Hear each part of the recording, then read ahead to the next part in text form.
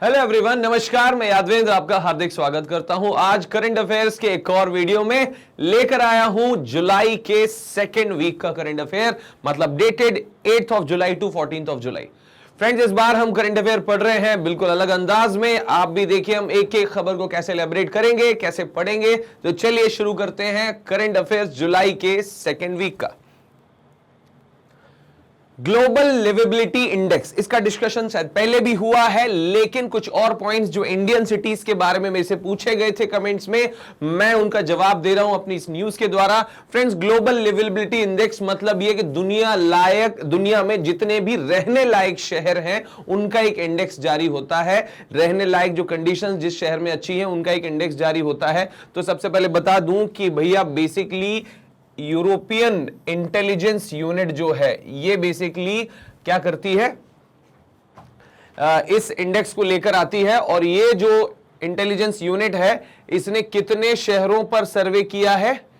173 शहरों पर सर्वे किया है। और यहां पर यह पता लगा है कि इसमें कितने 5 भारतीय शहर हैं। कितने हैं? 5 जो है इंडियन सिटीज हैं। इसमें ध्यान रखिएगा, रहने लायक शहरों का सूचकांक है ग्लोबल लिवेबिलिटी इंडेक्स, ठीक है, 2022। अच्छा, फिर इसके बाद आपको बताऊं कि बेसिकली इन्होंने जो ये सर्वे किया है, ये इंडेक्स जारी किया है, इसमें रहने लायक शहरों के लिहाज से वर्ल्ड बेस्ट जो सिटीज हैं वो है वियना, कोपेनगन और ज्यूरिख। वियना की अगर बात की जाए तो ये जो है वो बेसिकली कहां है? ऑस्ट्रिया में है। कोपेनगन कहां पर है? तो डेनमार्क में है। और ज्यूरिख कहां पे है? तो स्विट्जरलैंड में है। हालांकि तीनों यूरोपियन कंट्रीज ही हैं, तीनों यूरोपियन कंट्रीज के ही शहर हैं। ऑस्ट्रिया की कैपिटल वियना, कोपेनगन है आपका डेनमार्क में, और ज्यूरिख जो है वो स्विट्जरलैंड में। तो ये रहने लायक सबसे बेस्ट शहर हैं दोस्तों, याद रखेंगे ग्लोबल लिवेबिलिटी इंडेक्स में।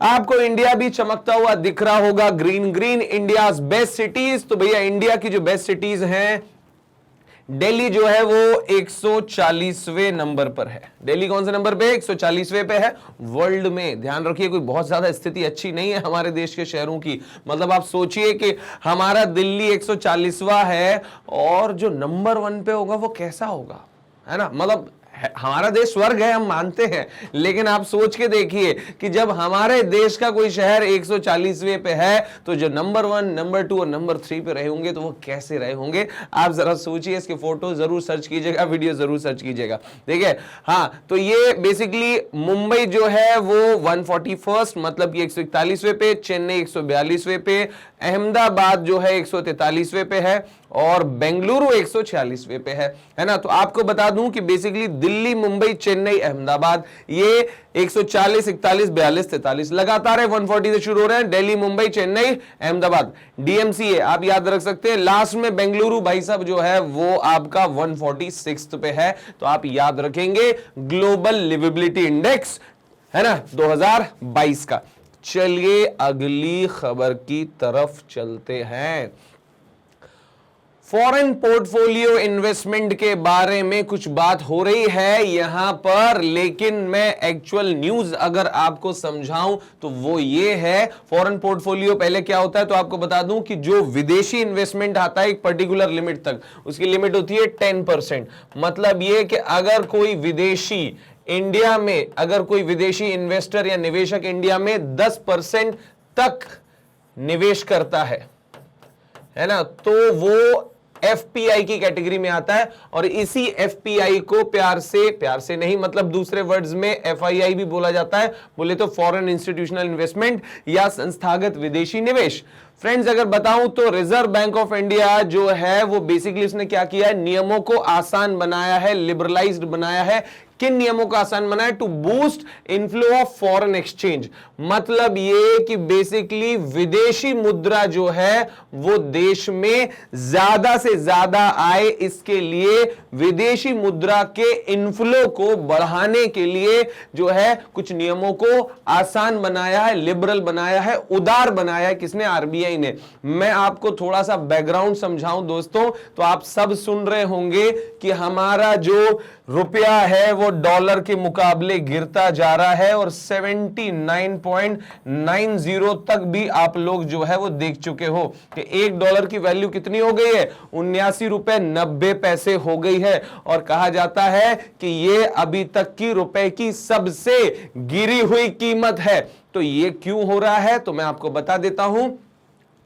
बेसिकली कि लोग जो हैं वो डॉलर्स या अपना जो इन्वेस्टमेंट है वो भारत से फायदा कमाकर वापस निकाल रहे हैं। और एक दूसरी वजह यह भी है कि जो यूक्रेन और रशिया वॉर है, इसकी वजह से दुनिया में क्रूड ऑयल की कीमतें पहले के कंपैरिजन में अब बढ़ गई हैं, जिसकी वजह से भारत को क्रूड ऑयल खरीदने के लिए ज्यादा डॉलर्स जो हैं वो विदेशों में देने पड़ रहे हैं। और उसकी वजह से भारत का डॉलर का जो रिजर्व है वो कम होने लगा है। आपको बता दूं फ्रेंड्स कि हमारे पास जो रिजर्व बैंक ऑफ इंडिया के पास जो फॉरेन एक्सचेंज मतलब डॉलर का जो रिजर्व था वो बेसिकली इस साल के शुरुआत होते होते ये हमारे पास लगभग 615 बिलियन डॉलर था। 615 बिलियन डॉलर जो है ये रिजर्व था हमारे पास, 615 बिलियन डॉलर, ध्यान रखिए। और अब क्या हो गया है कि क्रूड ऑयल महंगा हो गया।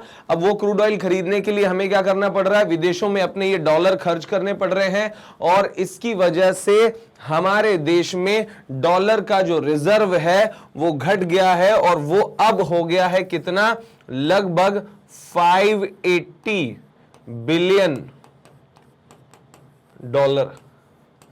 580 बिलियन डॉलर जो है वो हमारा अभी का रिजर्व हो गया है, विदेशी रिजर्व हो गया, मतलब ये इतना कम हो गया। और आपको बता दूं सीधा सा लॉजिक है, जितना हमारे यहां डॉलर कम होता जाएगा रिजर्व, रुपये की वैल्यू उतनी गिरती जाएगी।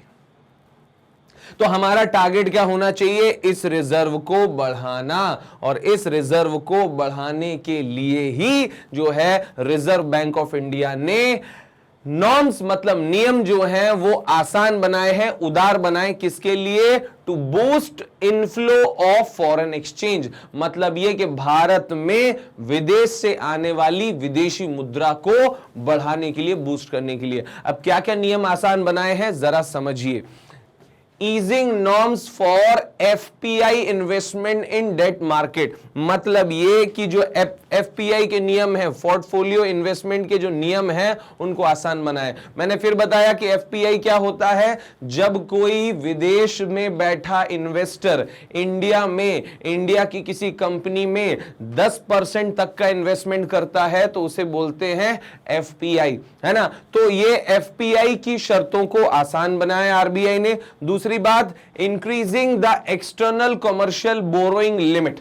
एक्सटर्नल कमर्शियल बोरोइंग मतलब यह कि अगर व्यापार के लिए विदेशों से उधार लिया जा रहा है तो उसकी लिमिट भी जो है वो क्या कर दी गई है, बढ़ा दी गई है। Limit under the automatic route from US dollar 750 million to 1.5 billion कर दी गई है। मतलब यह कि 750 मिलियन तक जो है वो पहले अगर लिमिट थी, मतलब सीधी सीधी बात 75 करोड़ डॉलर तक अगर लिमिट थी, तो अब जो है 1.5 बिलियन डॉलर तक जो है वो लिमिट कर दी गई है। ये आप याद रखेंगे, है ना। यहां पर ये डॉलर जरूर है, आप ध्यान रखिएगा। 1.5 बिलियन डॉलर मतलब ये कि सीधा 1.5 बिलियन मतलब कितना हो गया, 150 करोड़। और ये डॉलर, तो 150 करोड़ डॉलर की जो है लिमिट कर दी गई है एक्सटर्नल कमर्शियल बोरोइंग की, मतलब विदेशों से कमर्शियल जो है उधार लेने की, या कॉमर्स या व्यापार के लिए उधार लेने की। ईसीबी एक्सटर्नल कमर्शियल बोरोइंग की लिमिट जो है बढ़ा दी गई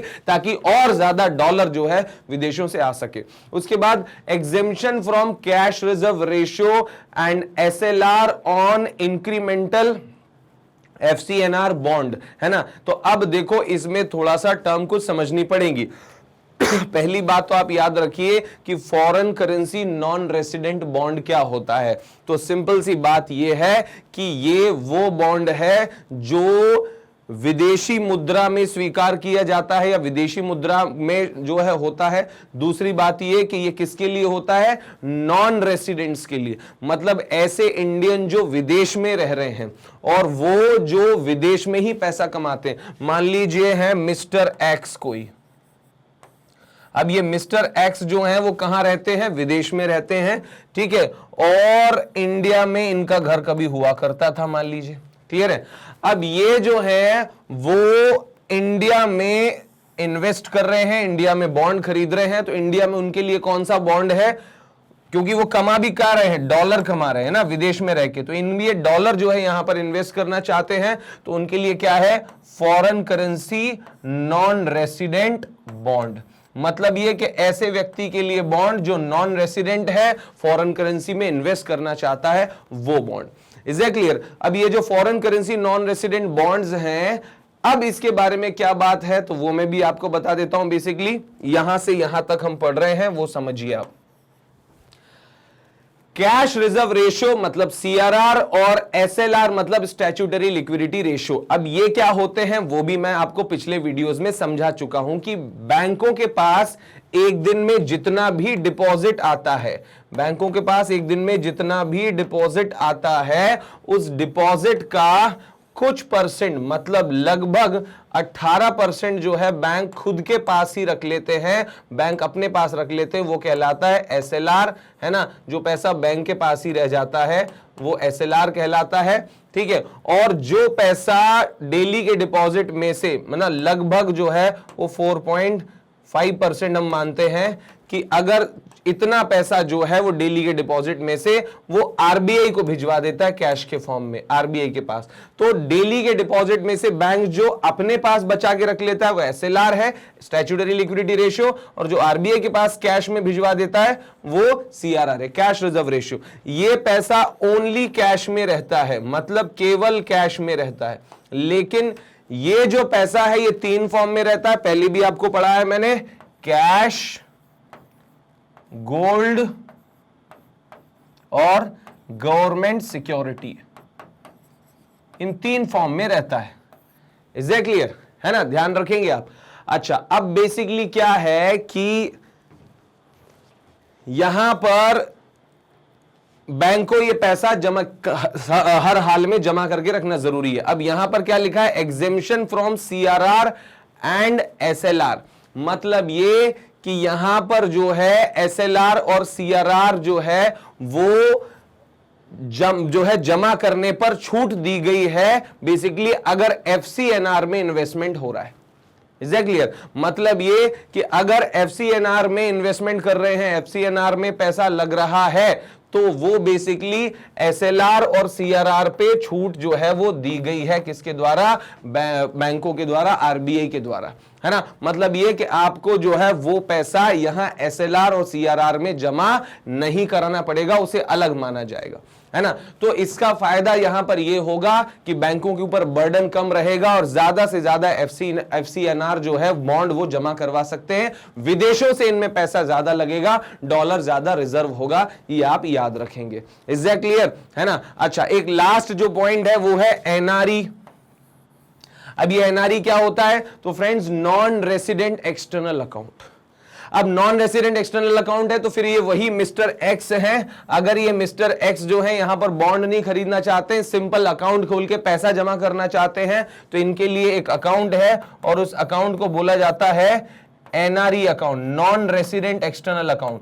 मतलब ये कि ऐसा बंदा जो विदेश में रहता है, भारत का रेसिडेंट नहीं है अभी फिलहाल, विदेश में रहता है, और अगर वो इंडिया में अकाउंट खोलना चाहता है तो वो विदेश में रहकर भारत में अगर अकाउंट खोल रहा है तो उसके लिए कौन सा अकाउंट होगा, नॉन रेसिडेंट एक्सटर्नल अकाउंट होगा। और ये नॉन रेसिडेंट एक्सटर्नल अकाउंट जो है इसमें बेसिकली आरबीआई ने क्या किया है, टर्म डिपॉजिट, ध्यान रखिए, टर्म डिपॉजिट जो है इसमें इसको जो है अनाउंस कर दिया गया। मतलब कि फिक्स टाइम के लिए डिपॉजिट अभी तक नहीं होता था, लेकिन यहां पर फिक्स टाइम के लिए डिपॉजिट कर दिया गया है। मतलब ये कि अगर जो है यहां पर कोई एनआरई अकाउंट में, पहले क्या होता था, विदेशियों को फ्रीडम थी, फ्रीडम, विदेशी मतलब ये कि जो भारतीय भी हैं पर विदेश में रह रहे हैं, अगर उन्हें इंडिया में एनआरई अकाउंट खोलना है तो हम उन्हें बोल देते हैं कि भैया आप पैसा जब चाहे जमा करो और जब चाहे पैसा निकाल के ले जाओ, कोई प्रॉब्लम नहीं है, कोई दिक्कत नहीं है। लेकिन अभी क्योंकि हमारे पास डॉलर के रिजर्व की कमी हो रही है, क्योंकि खर्चा बहुत हो रहा है, और दूसरी बात यह कि क्रूड ऑयल भी महंगा हो रहा है, तो हम चाहते हैं कि डॉलर हमारे यहां रुका रहे, खर्च ना हो या स्टेबल रहे। तो हमने कहा कि भैया यहां पर जो पहले फ्रीडम थी एनआरई अकाउंट में कि आप कभी भी पैसा जमा करो, कभी भी विड्रॉ करो, अब वो जो है खत्म कर दिया गया है। या मतलब ये कि उसकी जगह एक और ऑप्शन दिया गया है टर्म डिपॉजिट का। खत्म नहीं किया गया है, लेकिन टर्म डिपॉजिट क्या होता है? फिक्स टाइम के लिए डिपॉजिट करना। मतलब आपने 3 साल का प्लान ले लिया, एफडी के जैसा है सीधा सीधा। एफडी भी टर्म डिपॉजिट है ना, तो यहां पर टर्म डिपॉजिट का जो है वो काम दिया गया है कि आप जो है 5 साल का एफडी कर लो, 8 साल का एफडी कर लो, है ना। तो वो जो है वो एनआरई अकाउंट में अब ऑप्शन दे दिया गया जो पहले नहीं हुआ करता था। तो मैं अपने इस डिस्कशन को कंक्लूड करता हूं फ्रेंड्स कि सिंपल सी बात है, यहां पर 3 चीजों को जो है आसान बनाया गया कि एफपीआई में फॉरेन पोर्टफोलियो इन्वेस्टमेंट जो है इसके नियम जो है आसान बनाए गए। एक्सटर्नल कमर्शियल बोरिंग की जो लिमिट है वो बढ़ाकर $1.5 बिलियन कर दी गई है। अच्छा, और दूसरी बात ये कि भैया ये जो सीआरआर जो है और एसएलआर जो है ना, उससे एग्जेम्पशन दिया गया है बैंकों को कि भैया उन्हें जो है सीआरआर और एसएलआर का टेंशन लेने की जरूरत नहीं है, उन्हें बस एफसीएनआर जो है वो करना है, इंक्रीमेंटल एफसीएनआर। अगर इंक्रीमेंटल एफसीएनआर वो जमा कर रहे हैं, बढ़ता हुआ जो फॉरेन करेंसी नॉन रेसिडेंट जो है बॉन्ड अगर वो जमा करवा रहे हैं, तो उन्हें सीआरआर और एसएलआर लेने की टेंशन लेने की जरूरत नहीं है, उन्हें उसमें उसे डिपॉजिट नहीं करना पड़ेगा सीएलआर और एसएलआर के रूप में।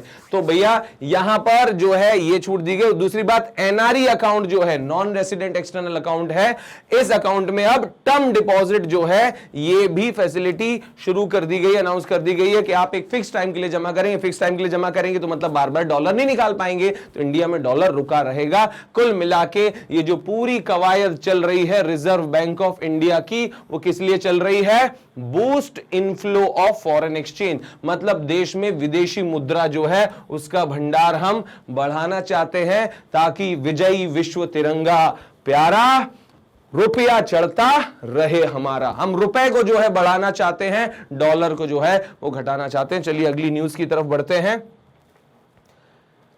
नेक्स्ट न्यूज है हमारी friends, tech major Google announced the launch of startup school India as part of Google for startup initiative.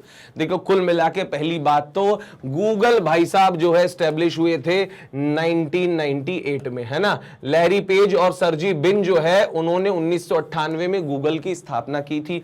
अभी फिलहाल जो है गूगल के सीईओ कौन है? गूगल के सीईओ हैं हमारे अपने सुंदर पिचाई साहब। मतलब ये कि भारतीय मूल के सुंदर पिचाई गूगल के सीईओ हैं, और गूगल के जो फाउंडर हैं वो लैरी पेज और सर्जी बिन हैं, और इन्होंने 1998 में गूगल की स्थापना की थी। अब गूगल कर क्या रहा है? तो बेसिकली गूगल ने एक इनिशिएटिव लिया है, गूगल फॉर स्टार्टअप इनिशिएटिव, है ना। अब ये स्टार्टअप इनिशिएटिव इसका क्या है?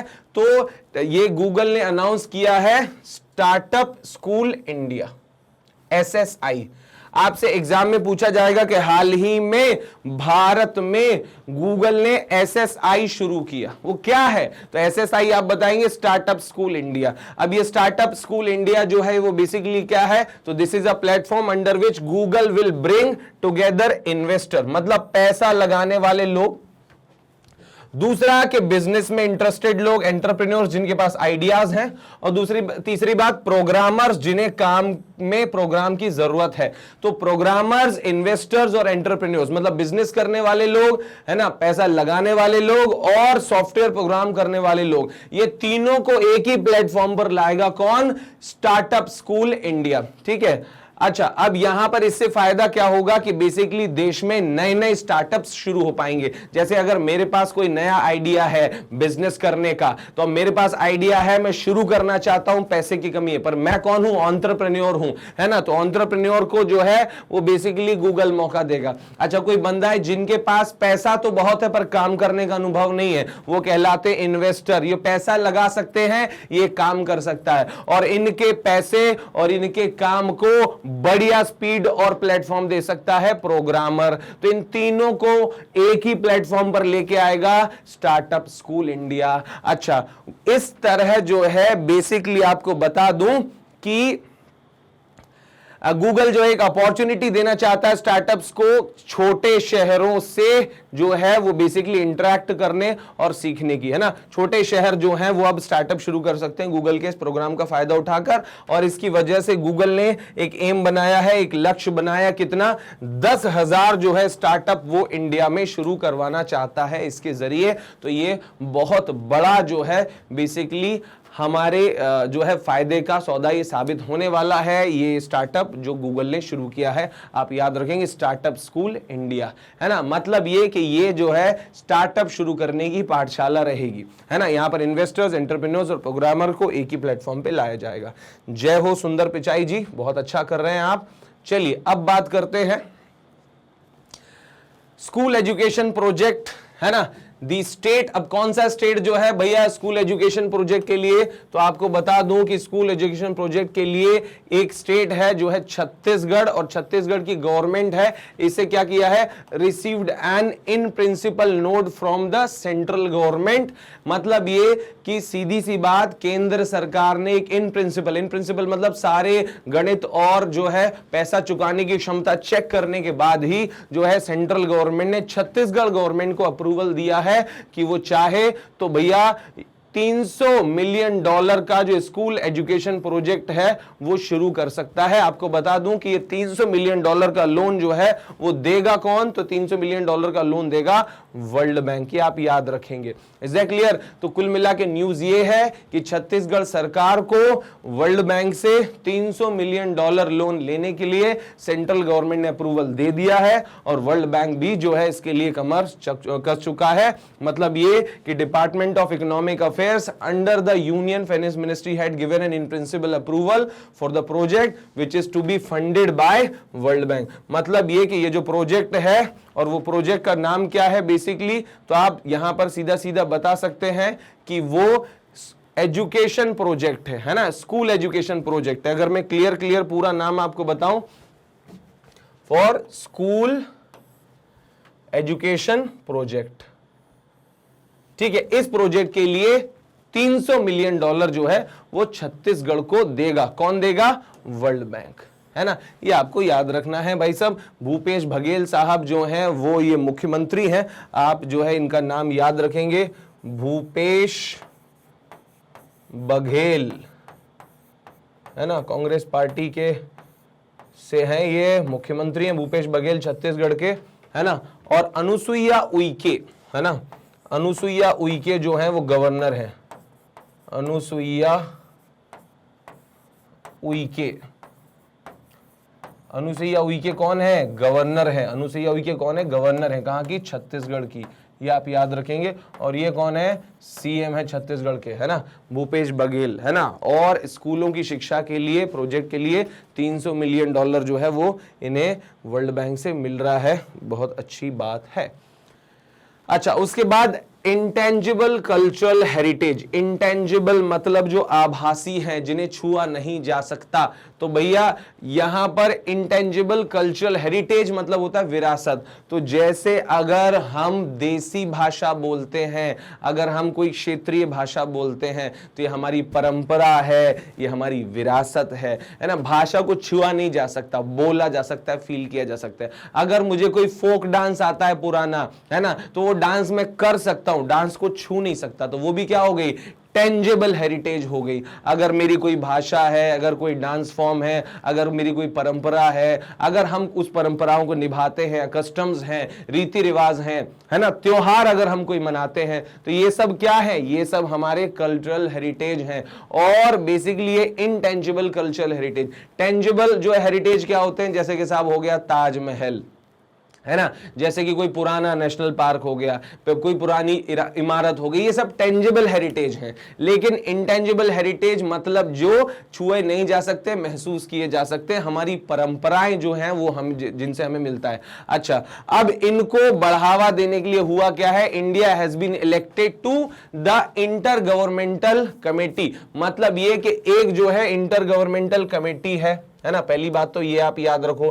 कहां पर है? यूनेस्को के लिए। अच्छा, और ये जो है एक कन्वेंशन हुआ था यूनेस्को का 2003 का कन्वेंशन, 2003 का कन्वेंशन, है ना। और यहां पर काम क्या होना था? Safeguarding of the intangible cultural heritage. मतलब ये कि जो इंटेंजिबल कल्चरल हेरिटेज है, जो सांस्कृतिक विरासत है, उसे बचाना, जैसे नृत्य कलाओं को बचाना, वादन शैली को बचाना, त्योहारों को बचाना, बोली और भाषाओं को बचाना, है ना, परंपराओं को बचाना, ये सब जो है करने के लिए यूनेस्को का 2003 का कन्वेंशन जो है वो बेसिकली हुआ था। और इसी को बचाने के लिए हम इंटर गवर्नमेंटल कमेटी में जो है एज अ मेंबर चुने गए हैं, इलेक्ट हुए हैं। याद रखें, किसकी? यूनेस्को की इंटर गवर्नमेंटल कमेटी है for safeguarding the intangible cultural heritage. अच्छा, हम कितने समय के लिए चुने गए हैं मेंबर? 2022 से 2026 के लिए। ध्यान रखिए, 2022 से 2026 तक भारत जो है वो यूनेस्को की इंटर गवर्नमेंटल कमेटी में मेंबर रहेगा, जिसका काम है safeguarding of the intangible cultural heritage. Okay अच्छा, उसके बाद फिर India has already served as a member of ICH, है ना। अब ये जो है इसका हम ऑलरेडी जो है basically cultural intangible cultural heritage जो कमेटी है उसमें पहले भी हम मेंबर रह चुके हैं। और वो कब कब रह चुके हैं? 2006 से 2010 तक, है ना। अच्छा, ये देखो intergovernmental cultural heritage committee, आप ये ध्यान रखिए, है ना, safeguarding of intergovernmental cultural heritage committee जो है इसमें हम मेंबर रह चुके हैं 2 बार, 2006 से 2010 और 2014 से 2018। मतलब परंपराओं और विरासत को बचाने के लिए हमारे प्रयास आज से नहीं पहले से रहे हैं, आप याद रखेंगे। India will be a part of 2 committees of UNESCO intangible cultural heritage. एक तो कमेटी का नाम ये हो गया, हम इसके पार्ट रहेंगे, है ना। और कब से कब तक रहेंगे? 22 से 26 तक। दूसरा वर्ल्ड हेरिटेज, बोले तो विश्व धरोहर, 2021 से 2025 तक हम इसके भी मेंबर रहेंगे। तो ध्यान रखिए, यूनेस्को क्या है? तो United Nation Educational Scientific and Cultural Organization, है ना। United Nation Educational Scientific and Cultural organisation.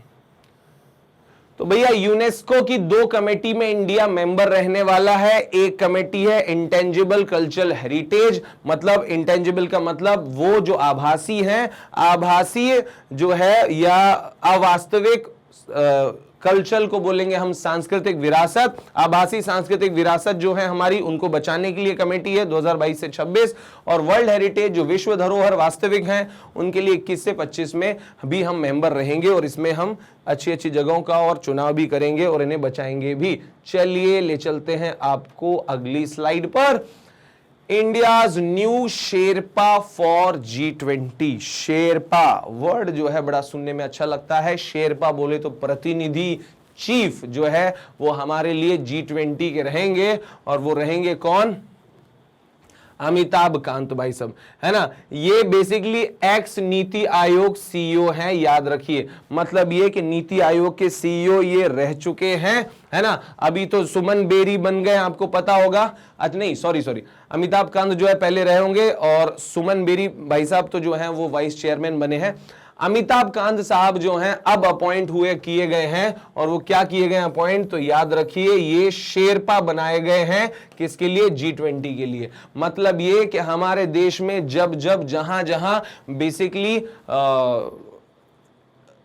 Meetings होगी G20 की अगले साल, तो हर मीटिंग में या जहां भी G20 की मीटिंग होगी, हमारी तरफ से हिस्सा कौन लेंगे? अमिताभ कांत साहब जो है वो हिस्सा लेंगे। ये आप याद रखेंगे, है ना। तो चलिए, और बेसिकली आप चाहें तो जो है इनका फोटो एक बार नोट कर सकते हैं, देख सकते हैं, है ना, स्क्रीनशॉट भी ले सकते हैं, है ना। तो ये जो है basically farmer Niti Aayog CEO Amitabh Kant has been named as India's new Sherpa.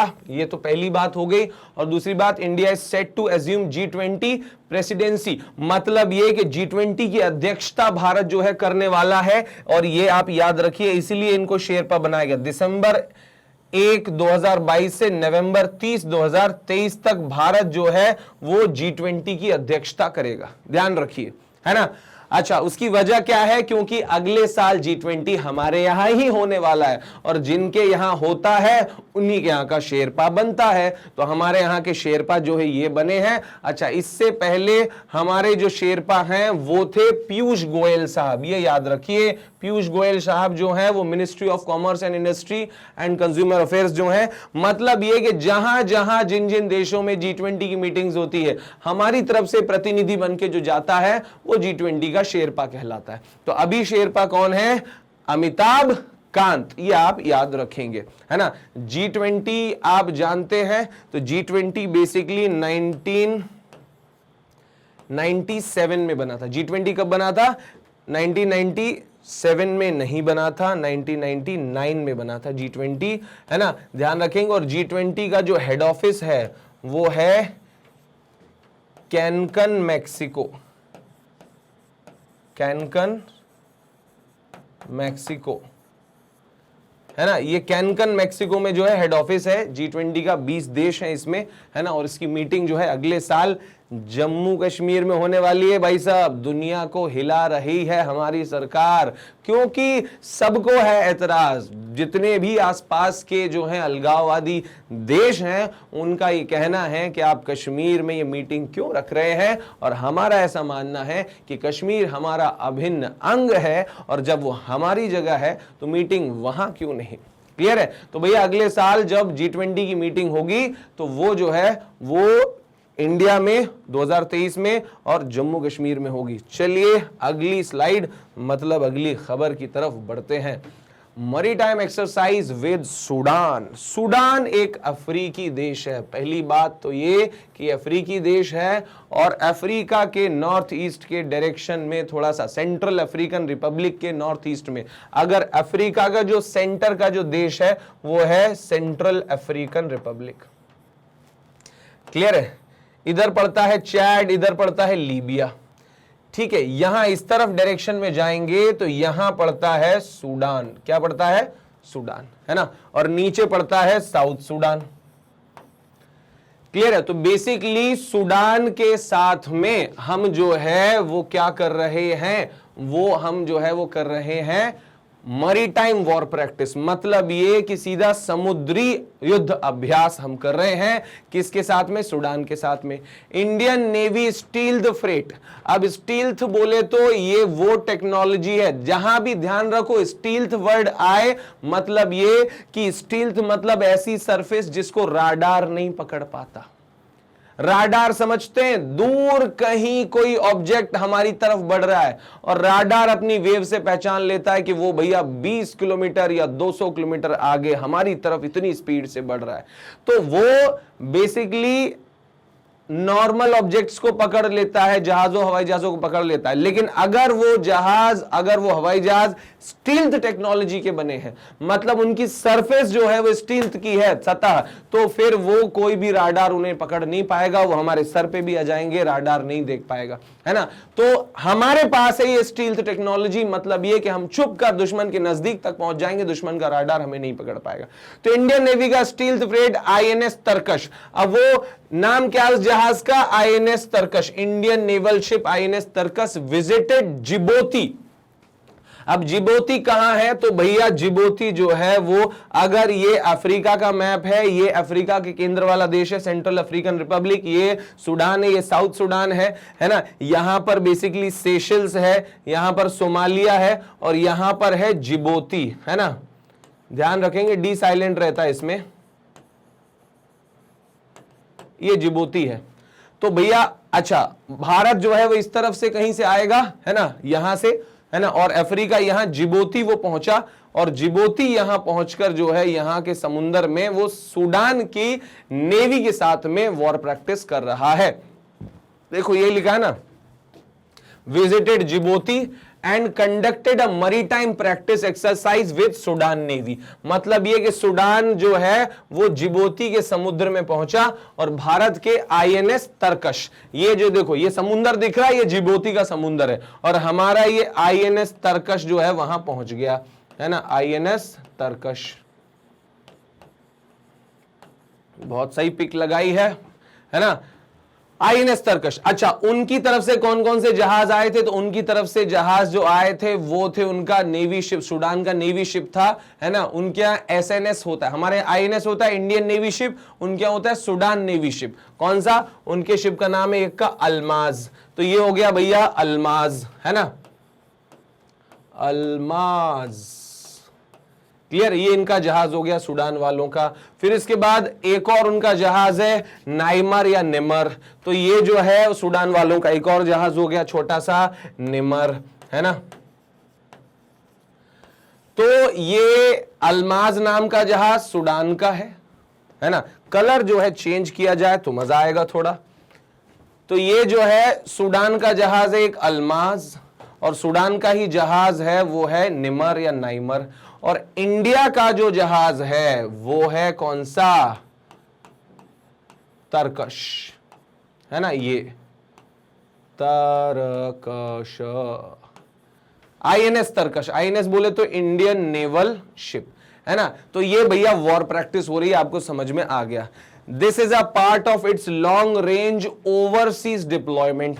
मतलब ये कि ये एक हिस्सा है किसका? लॉन्ग रेंज मतलब लंबी दूरी का, ओवरसीज मतलब समुंदर के ऊपर समुंदर पार, डिप्लॉयमेंट मतलब तैनाती। बेसिकली हमारा उद्देश्य है दूर दूर ओवरसीज में, समुंदर में जहाजों की तैनाती करना, और उसी तैनाती और डिप्लॉयमेंट का एक पार्ट है ये भी। It is also on a deployment of Rio de Janeiro Japan.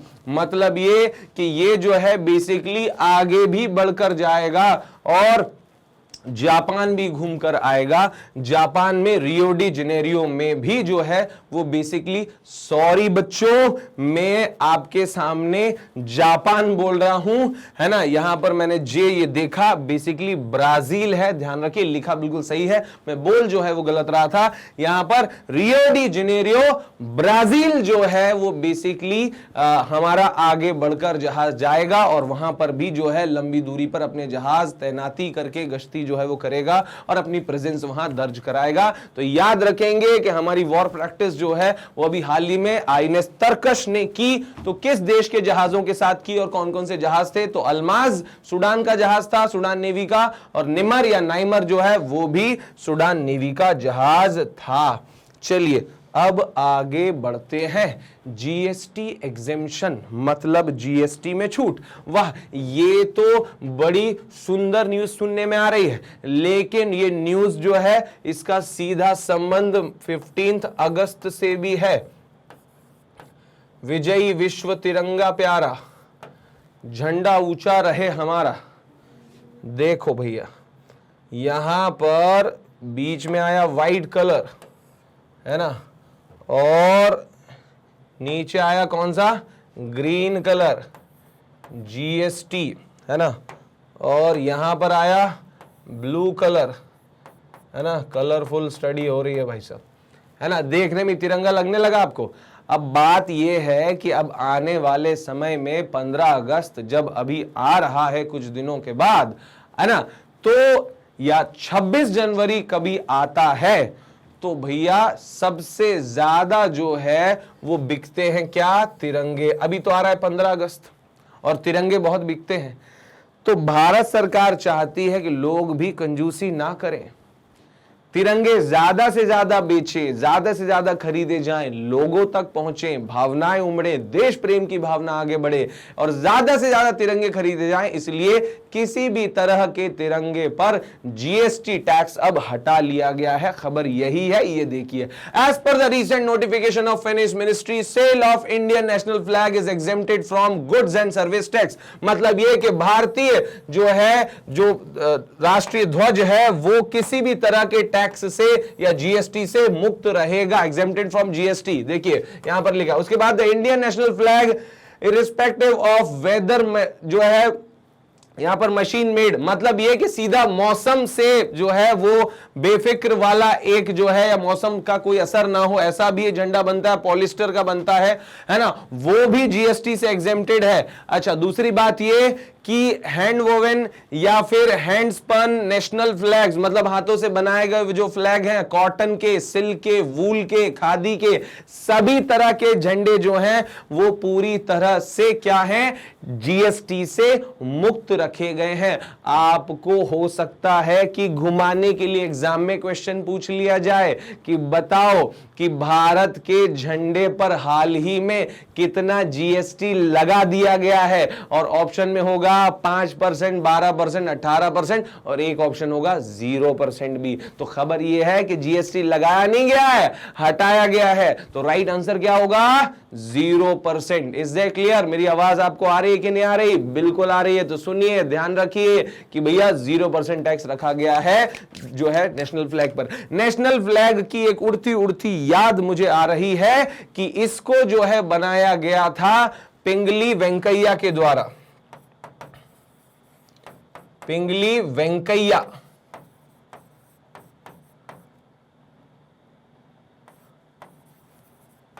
पिंगली वेंकैया भाई साहब जो हैं, जो स्वतंत्रता सेनानी थे, 1921 में पहली बार इन्होंने गांधी जी को तिरंगा दिखाया था, प्रस्तुत किया था कि भैया ये जो है वो हमारा तिरंगा है, और आगे जाकर जो है हमारे संविधान में इसे ट्राई कलर के रूप में एक्सेप्ट कर लिया गया। तो आपसे पूछा जाएगा पिंगली वेंकैया कौन, तो आप बताओगे तिरंगे के डिजाइनर थे पिंगली वेंकैया। जय भारत। चलिए आगे बढ़ते हैं। नेक्स्ट नेक्स्ट नेक्स्ट,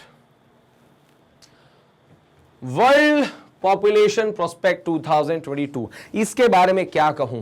ये जितनी प्रसन्न दिख रही है इस फोटो में, उतनी प्रसन्नता की बात नहीं है, हमारे लिए थोड़ा सा चिंता वाली बात है, क्योंकि यूनाइटेड नेशन जो है भाई साहब अपनी एक रिपोर्ट में कह रहा है ना, वो बेसिकली आपको बता दूं कि 27th एडिशन है उसकी रिपोर्ट का, और वो है वर्ल्ड पॉपुलेशन प्रोस्पेक्ट, है ना। अच्छा, उसमें एडिशन में जो है ये क्या कहा गया है, तो भाई United Nation released 27th edition of official population estimate, मतलब 27वां एडिशन लाया है जनसंख्या का अनुमान लगाने का, जिसमें ये बताया गया है वर्ल्ड पॉपुलेशन प्रोस्पेक्ट 2022, है ना।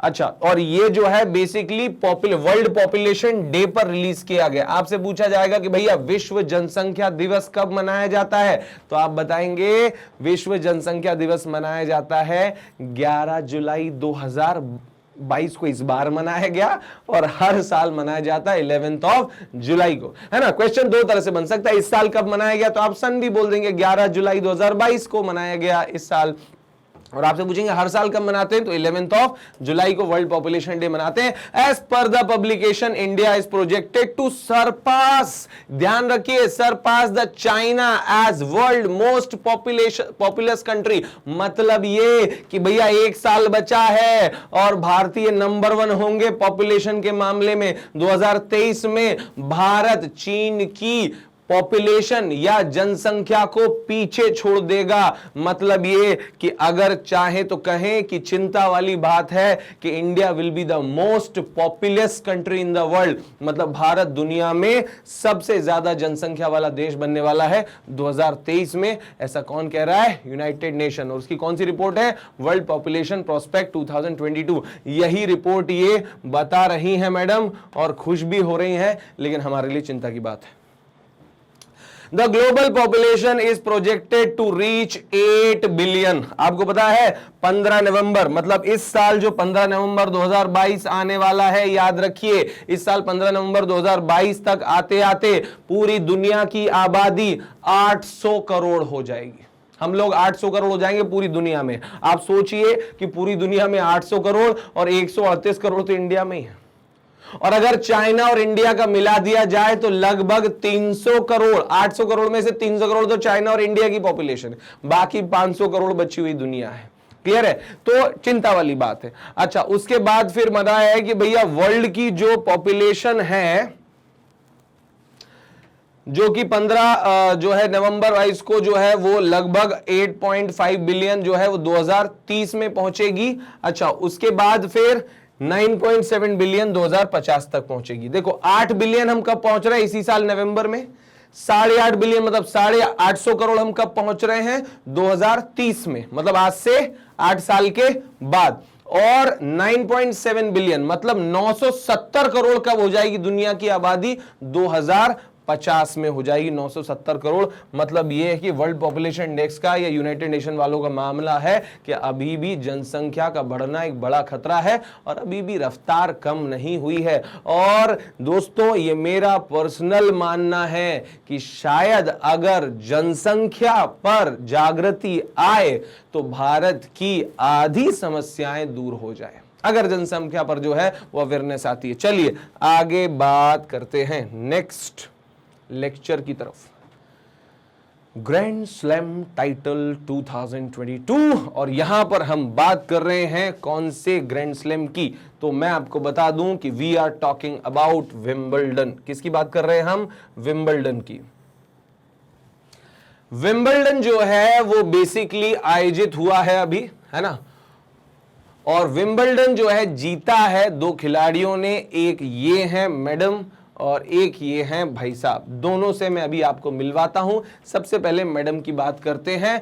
मैडम का नाम है एलिना, है ना, और एलिना रेबेकिना, है ना। इनका नाम क्या है? एलिना रेबेकिना ये नाम है। और एलिना मैडम जो है ये फर्स्ट प्लेयर बन गई हैं। कहां की? कजाकिस्तान की। एलिना जो है Rybakina become the first player of Kazakhstan to win a grand slam. अच्छा आपको बता दूं कि टेनिस के 4 बड़े tournament, Australian open, French open, Wimbledon और यूएस ओपन, इन चारों को क्या बोला जाता है? ग्रैंड स्लैम बोला जाता है। फिर से बता रहा हूं आपको, Australian open, French open, Wimbledon और यूएस ओपन, ये जो है चारों ग्रैंड स्लैम कहलाते हैं। Australian open, French open, Wimbledon और यूएस ओपन।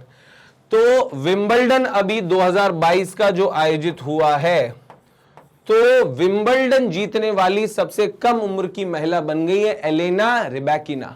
अच्छा, एलिना रेबेकिना जो है ये कहां से है? कजाकिस्तान से है। पर आपको एक और खबर बता देता हूं कि इन्होंने कजाकिस्तान की नागरिकता अभी अभी ली है, मतलब 2018 में ली है। 2018 में ये कजाकिस्तान की नागरिक बनी। इससे पहले ये रशिया की नागरिक थी। कहां की नागरिक थी? रशिया की। आप ध्यान रखिए। और आपको बता दूं कि रशिया में विंबलडन में पार्टिसिपेट करने पर बैन है। रशिया का कोई भी टेनिस खिलाड़ी विंबलडन में पार्टिसिपेट नहीं कर सकता। और इसी वजह से 2018 में जो है एलिना रेबेकिना ने जो है कहां की सिटीजनशिप ले ली? कजाकिस्तान की। और 2 साल के अंदर ही कजाकिस्तान को ग्रैंड स्लैम जितवा दिया भाई साहब। ठीक है। अच्छा अब बात करते हैं अगला जो है। अच्छा ये 23 साल की उम्र में बनी है ना। तो she also become the youngest Wimbledon champion since 2011।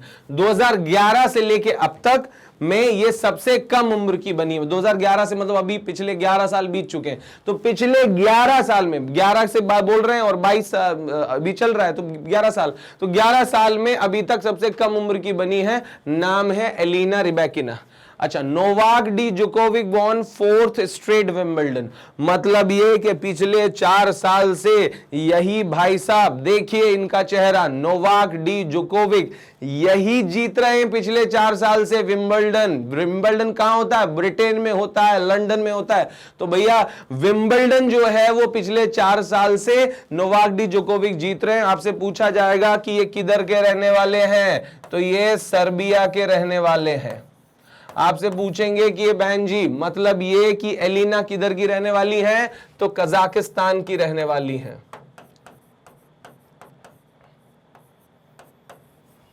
हाँ, दुनिया में कितना कुछ है जानने के लिए, है ना। बस इच्छा होनी चाहिए। तो आज अपने 2 और नई चीज जान ली कि इस बार जो है पुरुष टाइटल विंबलडन का हाथ आया सर्बिया के जो है नोवाक डी जोकोविक के हाथ में, और कजाकिस्तान की जो है एलिना रेबेकिना जीती है सबसे कम उम्र में पिछले 11 साल में जो है ये विंबलडन का टाइटल, और ये कजाकिस्तान की है। अच्छा एक और बात आपको बता दूं कि ये जो नोवाक डी जोकोविक है ये उनका 21वां ग्रैंड स्लैम है। बात समझ रहे हो? मतलब ये चारों ग्रैंड स्लैम कहलाते हैं। इन चारों को जीत लिया मतलब 4 ग्रैंड स्लैम हो गए। तो ऐसे ऐसे कितने जीत लिए इन्होंने? 21 ग्रैंड स्लैम। इन अकेले भाई साहब ने जीत लिए 21 ग्रैंड स्लैम। बात समझ रहे हो आप? बात सीरियस है। अच्छा उसके बाद he is now 1 grand slam title behind, मतलब सिर्फ एक टाइटल पीछे हैं किसके रिकॉर्ड की बराबरी करने में, राफेल नडाल। राफेल नडाल भी जो है वो महारथी है टेनिस के, और वो किधर के रहने वाले हैं, स्पेन के। तो स्पेन के जो राफेल नडाल भाई साहब हैं उनको जो है बेसिकली बराबरी, उनके 22 ग्रैंड स्लैम है और इनके कितने हो गए हैं, 21 ग्रैंड स्लैम। तो इसके 21 ग्रैंड स्लैम की जो है 22 ग्रैंड स्लैम की बराबरी करने के लिए इनको बस एक और टाइटल जो है वो जीतना है। इनमें से कोई भी अगला जो होगा वो यूएस ओपन होगा, और अगर यूएस ओपन ये जीत जाते हैं तो ये इनकी बराबरी कर लेंगे राफेल नडाल साहब की। चलिए तो भैया ये जो है आपका हुआ टेनिस का करंट अफेयर या टेनिस का ज्ञान। अब आगे आपको ले चलते हैं कहां पर, तो भैया देख लो, नाम है काना गंधली। अब ये जो काना गंधली जो है, काना गनाली है, काना गनाली जो है ये बेसिकली कहां पर है, तो आपको बता दूं कर्नाटक में है। अब ये कनगनाली है, ये कर्नाटक में है और ये एक बुद्धिस्ट साइट है। क्या है ये, बुद्धिस्ट साइट है ना, बौद्धों की जो है ये साइट है। अब आपसे एग्जाम में पूछा जाएगा कि बताइए कनगनाली बुद्धिस्ट स्थल कहां पर है, तो कनगनाली बुद्धिस्ट स्थल कर्नाटक में है। न्यूज में क्यों आया ये, तो आपको बता दूं कि भैया आर्कियोलॉजिकल सर्वे ऑफ इंडिया ने, मतलब भारतीय पुरातत्व सर्वे विभाग ने अब फाइनली जो है इस साइट के संरक्षण का फैसला किया है। मतलब ये कि इसे जो है अपने संरक्षण में लेने और इसका संरक्षण करने का, कंजर्वेशन करने का फैसला लिया है। मतलब ये कि अब इस साइट को संवारेगा, सजाएगा, इसका ध्यान रखेगा कौन, आर्कियोलॉजिकल सर्वे ऑफ इंडिया। और जगह का नाम क्या है, कनगनाली। कनगनाली जो है वो कहां पर है, कर्नाटक में है। और ये कौन सी डिस्ट्रिक्ट है, तो ये कलबुर्गी डिस्ट्रिक्ट है। कौन सी है, कलबुर्गी डिस्ट्रिक्ट। कनगनाली बुद्धिस्ट साइट है, कर्नाटक में है, और आर्कियोलॉजिकल सर्वे ऑफ इंडिया अब उसे अपने अंडर में रखकर उसका ध्यान रखेगा। ठीक है, ओके। रेड पांडा देखिए पूरा ही रेड है, थोड़ा सा ब्लैक है, थोड़ा सा वाइट है। ये जो रेड पांडा भाई साहब हैं, सिंगलिला नेशनल पार्क में इनकी नई कॉलोनी बसने जा रही है। आपको बता दूं सिंगलिला नेशनल पार्क जो है ये किधर है, वेस्ट बंगाल में है। वेस्ट बंगाल में जो सिंगलिला नेशनल पार्क है वहां पर 20 नए पांडा ले जाकर बसाए जाएंगे। आपको बता दूं कि बंगाल में, वेस्ट बंगाल में एक जो है वो Padmaja Naidu Himalayan zoological park है, मतलब कुल मिला के चिड़ियाघर है। किधर पे, वेस्ट बंगाल में, जिसका नाम है क्या, Padmaja Naidu Himalayan zoological park. अब हो सकता है कि करंट अफेयर में आपसे क्वेश्चन पूछ लिया जाए कि भैया पद्मजा नायडू जूलॉजिकल पार्क किधर पड़ता है, तो आप बताएंगे वेस्ट बंगाल में पड़ता है। और इस जूलॉजिकल पार्क से 20 रेड पांडा जो है वो शिफ्ट किए जाएंगे सिंगलिला नेशनल पार्क। और ये जो सिंगलिला नेशनल पार्क है ये किधर पड़ता है, तो ये जो है वो पड़ता है वेस्ट बंगाल में, आप याद रखेंगे, है ना। और 20 रेड पांडाओं को बचाने का जो है वो बसाने का जो है वो 5 ईयर प्रोग्राम जो है वो बनाया जा रहा है। पंचवर्षीय योजना ये प्रोग्राम इनके लिए बनाई जा रही है। तो आपसे हो सकता है ये सब कुछ ना पूछें, सीधा ये पूछ लें कि बताओ रेड पांडा को किस नेशनल पार्क में बसाने की तैयारी चल रही है। आप बताएंगे सिंगलिला नेशनल पार्क। और हो सकता है ये सब कुछ ना पूछें, आपसे तो सीधा यही पूछ लें कि सिंगलिला नेशनल पार्क किस स्टेट में है, तो आप बताएंगे वेस्ट बंगाल में है। चलिए आगे बढ़ते हैं नेक्स्ट खबर की तरफ। द ओल्डेस्ट डॉक्यूमेंटेड लाइट, मतलब ये कि सबसे पुरानी दर्ज हुई प्रकाश या लाइट जो है वो कौन सी है, तो यहां पर आप देखिए यूएस प्रेसिडेंट जो बाइडेन साहब, ये दिख रहे हैं आपको, ये जो बाइडेन बैठे हैं यहां पर। US President Biden unveil an image taken by James Webb Space Telescope, मतलब एक दूरबीन है जिसका नाम है जेम्स वेब स्पेस टेलीस्कोप। अब ये जो दूरबीन है इसने एक फोटो ली है। It is the oldest documented light in the history of universe from 13 billion years ago. आकाश गंगाओं की फोटो इन्होंने खींची है, कलर इमेज आई है, और वो कहा जाता है कि ये जो आकाश गंगाएं हैं ये कितनी पुरानी है, तो 13 बिलियन ईयर्स। 1 बिलियन मतलब होता है 100 करोड़ साल, 13 बिलियन मतलब 1300 करोड़ साल। आपने और हमने स्कूल में जो हिस्ट्री पढ़ी है वो 3000 साल की पढ़ी है, 4000 साल की पढ़ी, 4000 साल, आप समझ रहे हो। और इधर पे कितने ईयर की बात कर रहे हैं, 4000 नहीं, 4 लाख नहीं, 4 करोड़ नहीं, 400 करोड़ नहीं, 1300 करोड़ वर्ष पुरानी आकाशगंगा की फोटो जो है वो खींची है, जिसमें ये लाइट्स जो है दिखाई जा रही हैं। तो अभी ये जो लाइट्स दिख रही है ना आपको, ये बहुत सारे बड़े बड़े तारे हैं, तारों का समूह है, आकाशगंगा है। क्लियर है।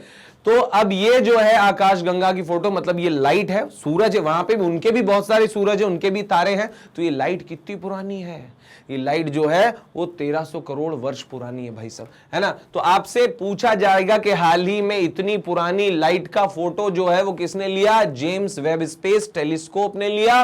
और आपसे पूछा जाएगा कि किधर का टेलीस्कोप का था, तो अमेरिका का था। The image is called by the name of smacks 0723। याद रखिए फोटो का नाम क्या था, स्मैक्स 0723 जो है ये फोटो का नाम है जो खींची गई है ना। और दूसरी बात किसने खींची है, जेम्स वेब स्पेस टेलीस्कोप। अच्छा, it is a patch of sky visible from the southern hemisphere, मतलब ये कि दक्षिणी गोलार्ध से जो आकाश दिखता है उस हिस्से में ये फोटो खींची गई है, जिस हिस्से को पहले भी विजिट किया गया है किसके द्वारा, हबल एंड अदर टेलीस्कोप, है ना। दूसरे जो टेलीस्कोप है, हबल नाम का भी टेलीस्कोप है, इन्होंने इस इलाके को पहले भी देखा है। लेकिन जेम्स वेब स्पेस टेलीस्कोप जो है वो दुनिया का सबसे बड़ा टेलीस्कोप है, और इसने जो है ये फोटो ली है, जो कि सबसे पुरानी लाइट है भाई साहब। चलिए आगे बढ़ते हैं नेक्स्ट क्वेश्चन की तरफ। जो बाइडेन भाई साहब,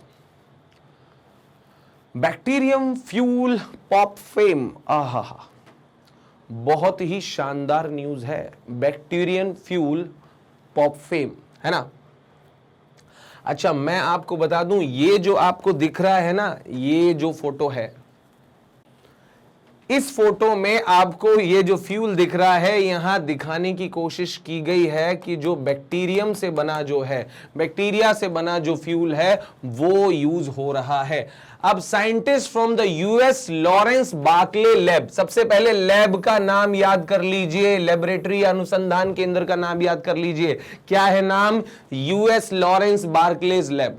यूएस लॉरेंस बार्कलेज लैब जो है have developed a fuel from bacterium fuel, है ना। अब ये जो है बैक्टीरियम फ्यूल से या बैक्टीरिया से जो है ये फ्यूल डेवलप किया गया है, इसका नाम क्या है, पॉप फेम। क्या है, पॉप फेम जो है इस फ्यूल का नाम है।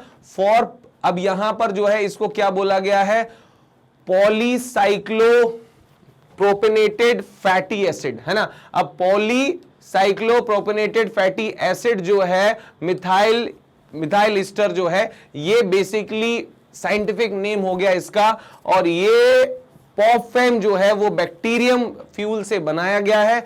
The fuel energy density value exceeding, मतलब ये कि जो फ्यूल एनर्जी की जो डेंसिटी है वो आप समझिए कि जो है एक्सीडिंग 50 मेगा जूल अ लीटर, मतलब एक जो लीटर ये जो फ्यूल है इसमें जो एनर्जी निकलती है वो 50 मेगा जूल जो है वो ज्यादा है किससे, which is more than a rocket fuel used at present. मतलब ये कि रॉकेट में जो फ्यूल अभी यूज होता है ना, उसकी एनर्जी कम है और इसकी एनर्जी कितनी है, 1 लीटर में 50 मेगा जूल जो है वो एनर्जी निकलती है। मतलब आने वाले टाइम में रॉकेट में जो फ्यूल उपयोग होगा वो कौन सा होगा, पॉप फेम होगा, जो किससे बना हुआ है, जो बैक्टीरियम फ्यूल से बना है। किसने बनाया है, US Lawrence Berkeley lab. Is that clear. चलिए आगे बढ़ते हैं। हिंदुस्तान पावर एक्सचेंज, क्या बात है।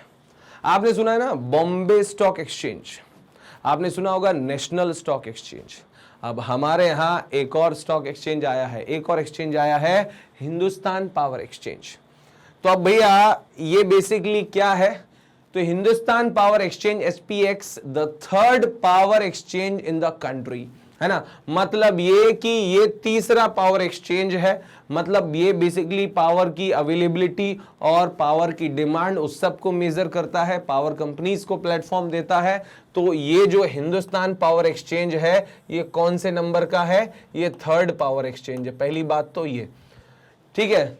उसके बाद it is backed by BSE and power trading corporation, है ना। मतलब ये कि इसमें किस किस का पैसा लगा है, तो सबसे पहले बीएसई का पैसा लगा है, बॉम्बे स्टॉक एक्सचेंज का।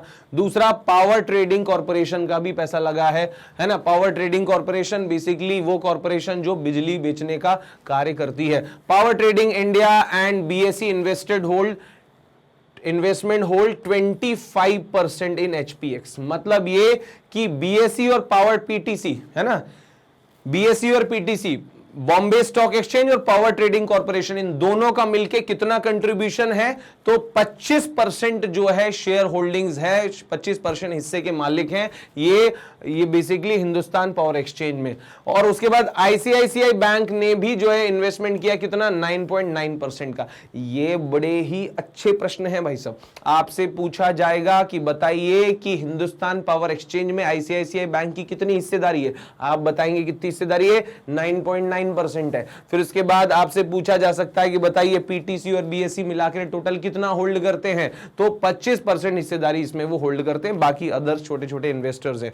अच्छा, the other two exchange in the country are, मतलब ये तो तीसरा है, तो पहले दो कौन से हैं, तो भैया पहला देख लो इंडियन एनर्जी एक्सचेंज, यहां पे ये नाम बता दे रहा हूं, इंडियन एनर्जी एक्सचेंज आईईएक्स, इनके फुल फॉर्म एग्जाम में आने की पूरी संभावना है, याद रखिए Indian energy exchange.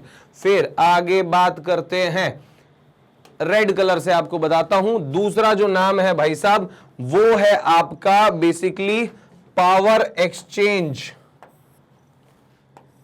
Of India limited, power exchange of India limited PXIL. ये है आईईएक्स और ये है PXIL, Indian exchange, Indian energy exchange, और ये है पावर एक्सचेंज इंडिया लिमिटेड, है ना। ये दो जो है हमारे एनर्जी एक्सचेंज है। अच्छा, आपको बता दूं कि जो सबसे बड़ा एक्सचेंज है वो है इंडियन एनर्जी एक्सचेंज, जो 98% जो है वो मोनोपोली रखता है टोटल ट्रेडेड पावर में। जितना भी पावर बेचा जाता है, एनर्जी बेची जाती है, ऊर्जा बेची जाती है, बिजली बेची जाती है, उसमें से 98% का लेन देन किससे होकर जाता है, आईईएक्स, बोले तो इंडियन एनर्जी एक्सचेंज, है ना। इंडियन एनर्जी एक्सचेंज आईईएक्स, याद रख लीजिए आईईएक्स, इंडियन एनर्जी एक्सचेंज, ये सबसे बड़ा है। उसके बाद फिर PXIL, power exchange of India limited, ये दूसरे नंबर का है। और अब तीसरा जो बना है वो है एचपीएक्स। तो अब एग्जाम देखो, अगर कोई शातिर एग्जामिनर हुए और कोई बहुत ज्यादा अल्ट्रा लेवल के एग्जामिनर हुए, वो बोल देंगे, एक और ऑप्शन लिख देंगे यहां पर एमसीएक्स, एक और ऑप्शन लिख देंगे बीसीएक्स। बताइए इनमें से कौन से जो हैं वो पावर एक्सचेंज नहीं है, तो आपको बताना है ये और ये पावर एक्सचेंज नहीं है, ये तो कुछ भी नहीं है, और ये मल्टी कमोडिटी एक्सचेंज है, पावर एक्सचेंज नहीं है। एक्सचेंज स्टॉक एक्सचेंज जैसे ही है, जैसे शेयर्स की वैल्यू और उनकी डिमांड को मेजर करते हैं स्टॉक एक्सचेंज, वैसी पावर की डिमांड को मेजर करते हैं, उनकी कीमत और वैल्यू को मेजर करते हैं, वो है पावर एक्सचेंज, आपको याद रहेगा। तो Hindustan power exchange become the third power exchange of India after Indian energy exchange, और दूसरा power exchange of India limited, Indian energy exchange, power exchange of India limited और हिंदुस्तान पावर एक्सचेंज। चलिए आगे बढ़ते हैं। ये देखो भैया एचपीएक्स जो है, इन्होंने अपना पहला ग्राहक बना भी लिया है, वो कौन सा है, मणिकरण पावर लिमिटेड। ध्यान रखिए, मणिकरण पावर लिमिटेड जो है, इनको पहला ग्राहक बनाया है किसने, हिंदुस्तान पावर एक्सचेंज ने, है ना, सबसे पहले उसमें रजिस्टर हुए हैं ये। चलिए आगे बात करते हैं। Inflation data bye NSO, inflation का मतलब होता है महंगाई,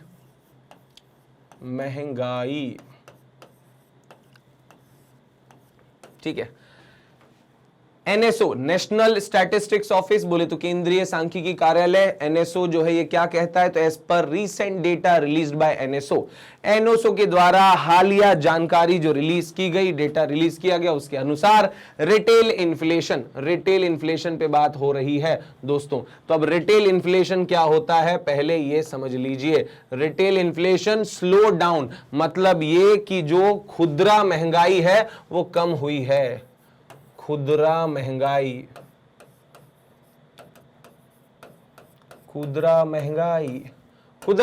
कम हुई है, ठीक है। रिटेल इन्फ्लेशन जो है वो कम हुआ है टू 7.0% इन जून फ्रॉम 7.04% इन मई 2022, मतलब बहुत ज्यादा कम नहीं हुआ है ना, बहुत थोड़ा सा अंतर है, 0.03 और 0.02 का अंतर है भाई साहब। पहले जो थी वो थी 7.04% महंगाई और अभी जो है वो है 7.01%। इसको सीपीआई भी बोलते हैं, कंज्यूमर प्राइस इंडेक्स भी बोलते हैं, खुदरा मूल्य सूचकांक भी बोला जाता है ना।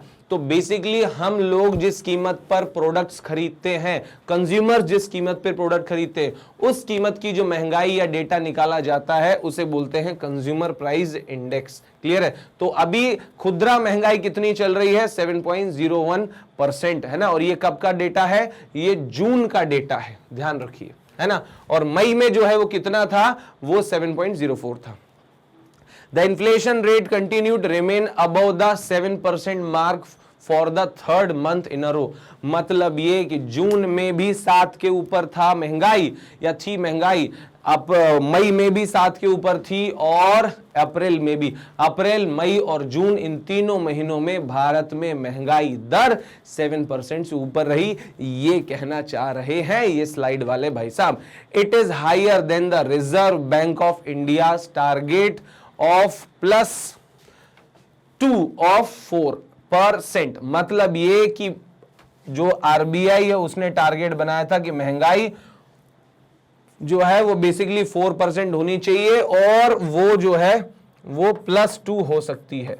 मतलब ये कि ऊपर नीचे हो सकता है थोड़ा बहुत, इतना रेंज रखा था। वैसे तो 4 टारगेट है पर +2 मतलब 5 भी रह सकती है, 5.5 भी और 6 तक भी रह सकती है, लेकिन ये इससे भी ऊपर जा रही है, मतलब कितना 7 के ऊपर निकल रही है, जो आरबीआई ने सोचा नहीं था, आरबीआई के टारगेट पे नहीं था। अच्छा, आप बोलोगे टारगेट क्यों, तो भैया थोड़ी महंगाई रखना भी जरूरी है। जिस देश में महंगाई नहीं वो देश ही खत्म हो जाता है। महंगाई तो होनी चाहिए। हाँ, आप अगर इंटरव्यू में बैठे हो और आपसे पूछा जाए कि महंगाई अच्छी है कि बुरी है, तो आप बोलेंगे inflation is good for the health of economy. अर्थव्यवस्था के लिए जो महंगाई है वो अच्छी होती है। Is that clear? चलिए, तो from April WPI inflation fell from 15.38 to 15.18। WPI बोले तो wholesale price index. Wholesale price index मतलब थोक मूल्य सूचकांक, थोक महंगाई थोक महंगाई अभी जून में कितनी हो गई है, तो जून की थोक महंगाई हो गई है 15.18% और जून की सीपीआई मतलब खुदरा महंगाई कितनी हो गई है, तो वो हो गई है 7.01%।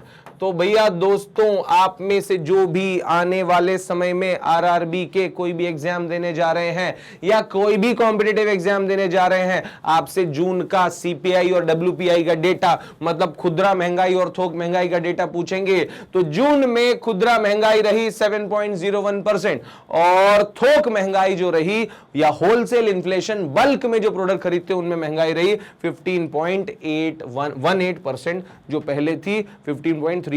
थोक महंगाई ज्यादा चल रही है, खुदरा महंगाई कम चल रही है। हालांकि ये भी कम नहीं है, हमारी सोच से ये भी ज्यादा है। आपको बता दूं कि खुदरा महंगाई आम आदमी के ज्यादा करीब रहती है, क्योंकि हम लोग ही तो खुदरा प्रोडक्ट खरीदते हैं, कम क्वांटिटी में खरीदते हैं, लूज प्रोडक्ट्स खरीदते हैं और वही प्रोडक्ट्स की महंगाई खुदरा महंगाई कहलाती है। चलिए आगे बात करते हैं।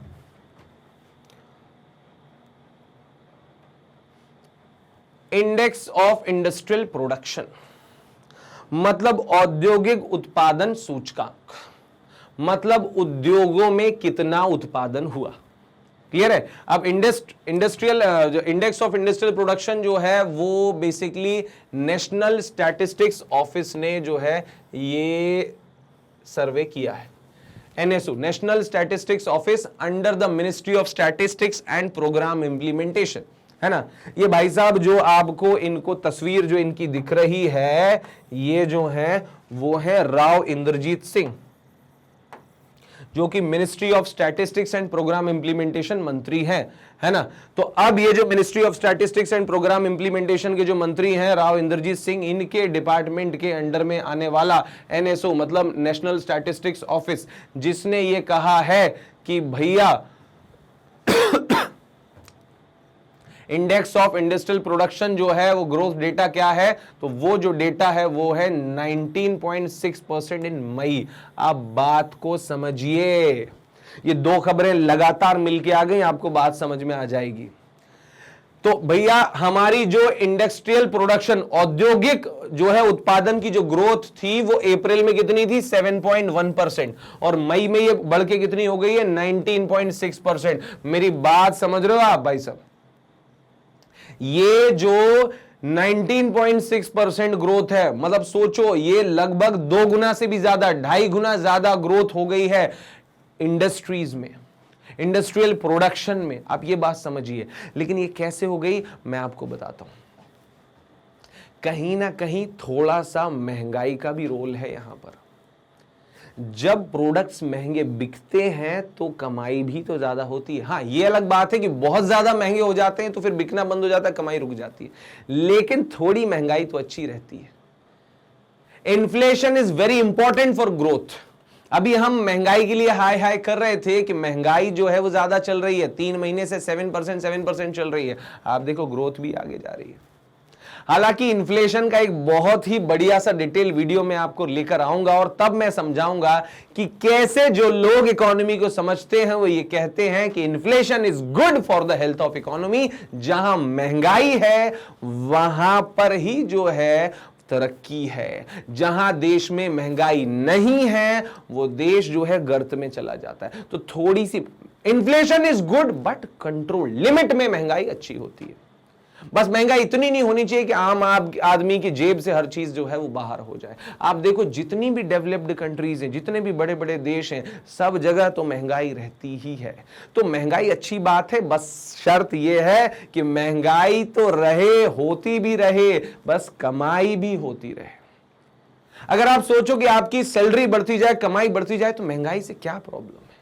तो भैया अगर हमारे यहां कमाई के जरिए अगर बढ़ने लगे तो महंगाई भी बढ़ती जाए तो हमें कोई दिक्कत नहीं है, हम भी अमेरिका बन जाएंगे, है ना। लेकिन फिलहाल दिक्कत यह है कि सिर्फ महंगाई बढ़ती है, कमाई नहीं बढ़ती है ना। उसी के तरीके हमें और आपको और सरकार को मिलकर खोजने पड़ेंगे।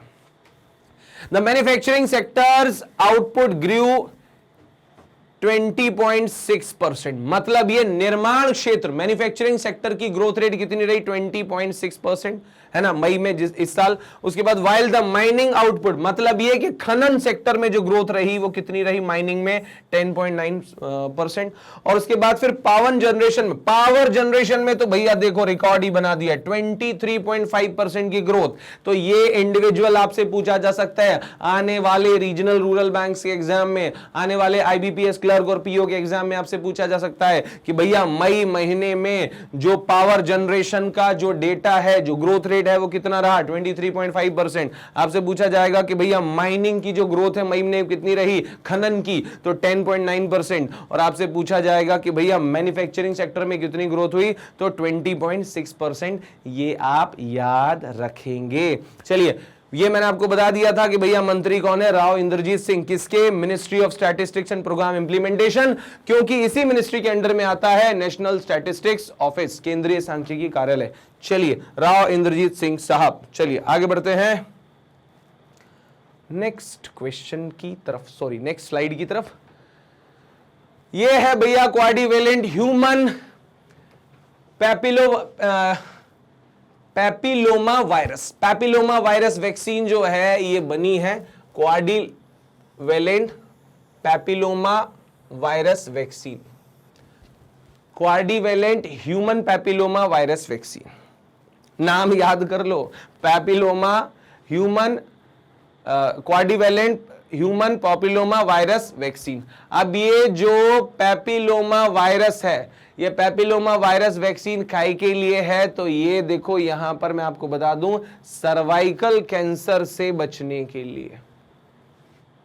कैंसर की वैक्सीन आ गई भाई साहब, आप समझो। The drug controller general of India, DCGI, drug controller general of India DCGI ने एक वैक्सीन को परमिशन दी है, और परमिशन का नाम क्या, सॉरी वैक्सीन का नाम क्या है, QHPV। याद रखिए, मैं क्यों बार बार दोहरा रहा था ये QHPV क्या है, तो भैया ये है quadrivalent human papilloma virus vaccine. Quadrivalent human papilloma virus vaccine, quadrivalent human papilloma virus vaccine, ये काय के लिए है, तो सर्वाइकल कैंसर के लिए वैक्सीन जो है वो अप्रूव की है किसने, the drug controller general of India ने, है ना, इसे अप्रूव किया है। और ये जो है वो बेसिकली भारत की पहली वैक्सीन है। इस वैक्सीन का प्रोडक्शन कौन कर रहा है, इसे मैन्युफैक्चर कौन कर रहा है, तो भैया वही पुणे का, भारत का, हमारी शान वैक्सीन बनाने वाला कौन है, सीरम इंस्टीट्यूट ऑफ इंडिया, है ना।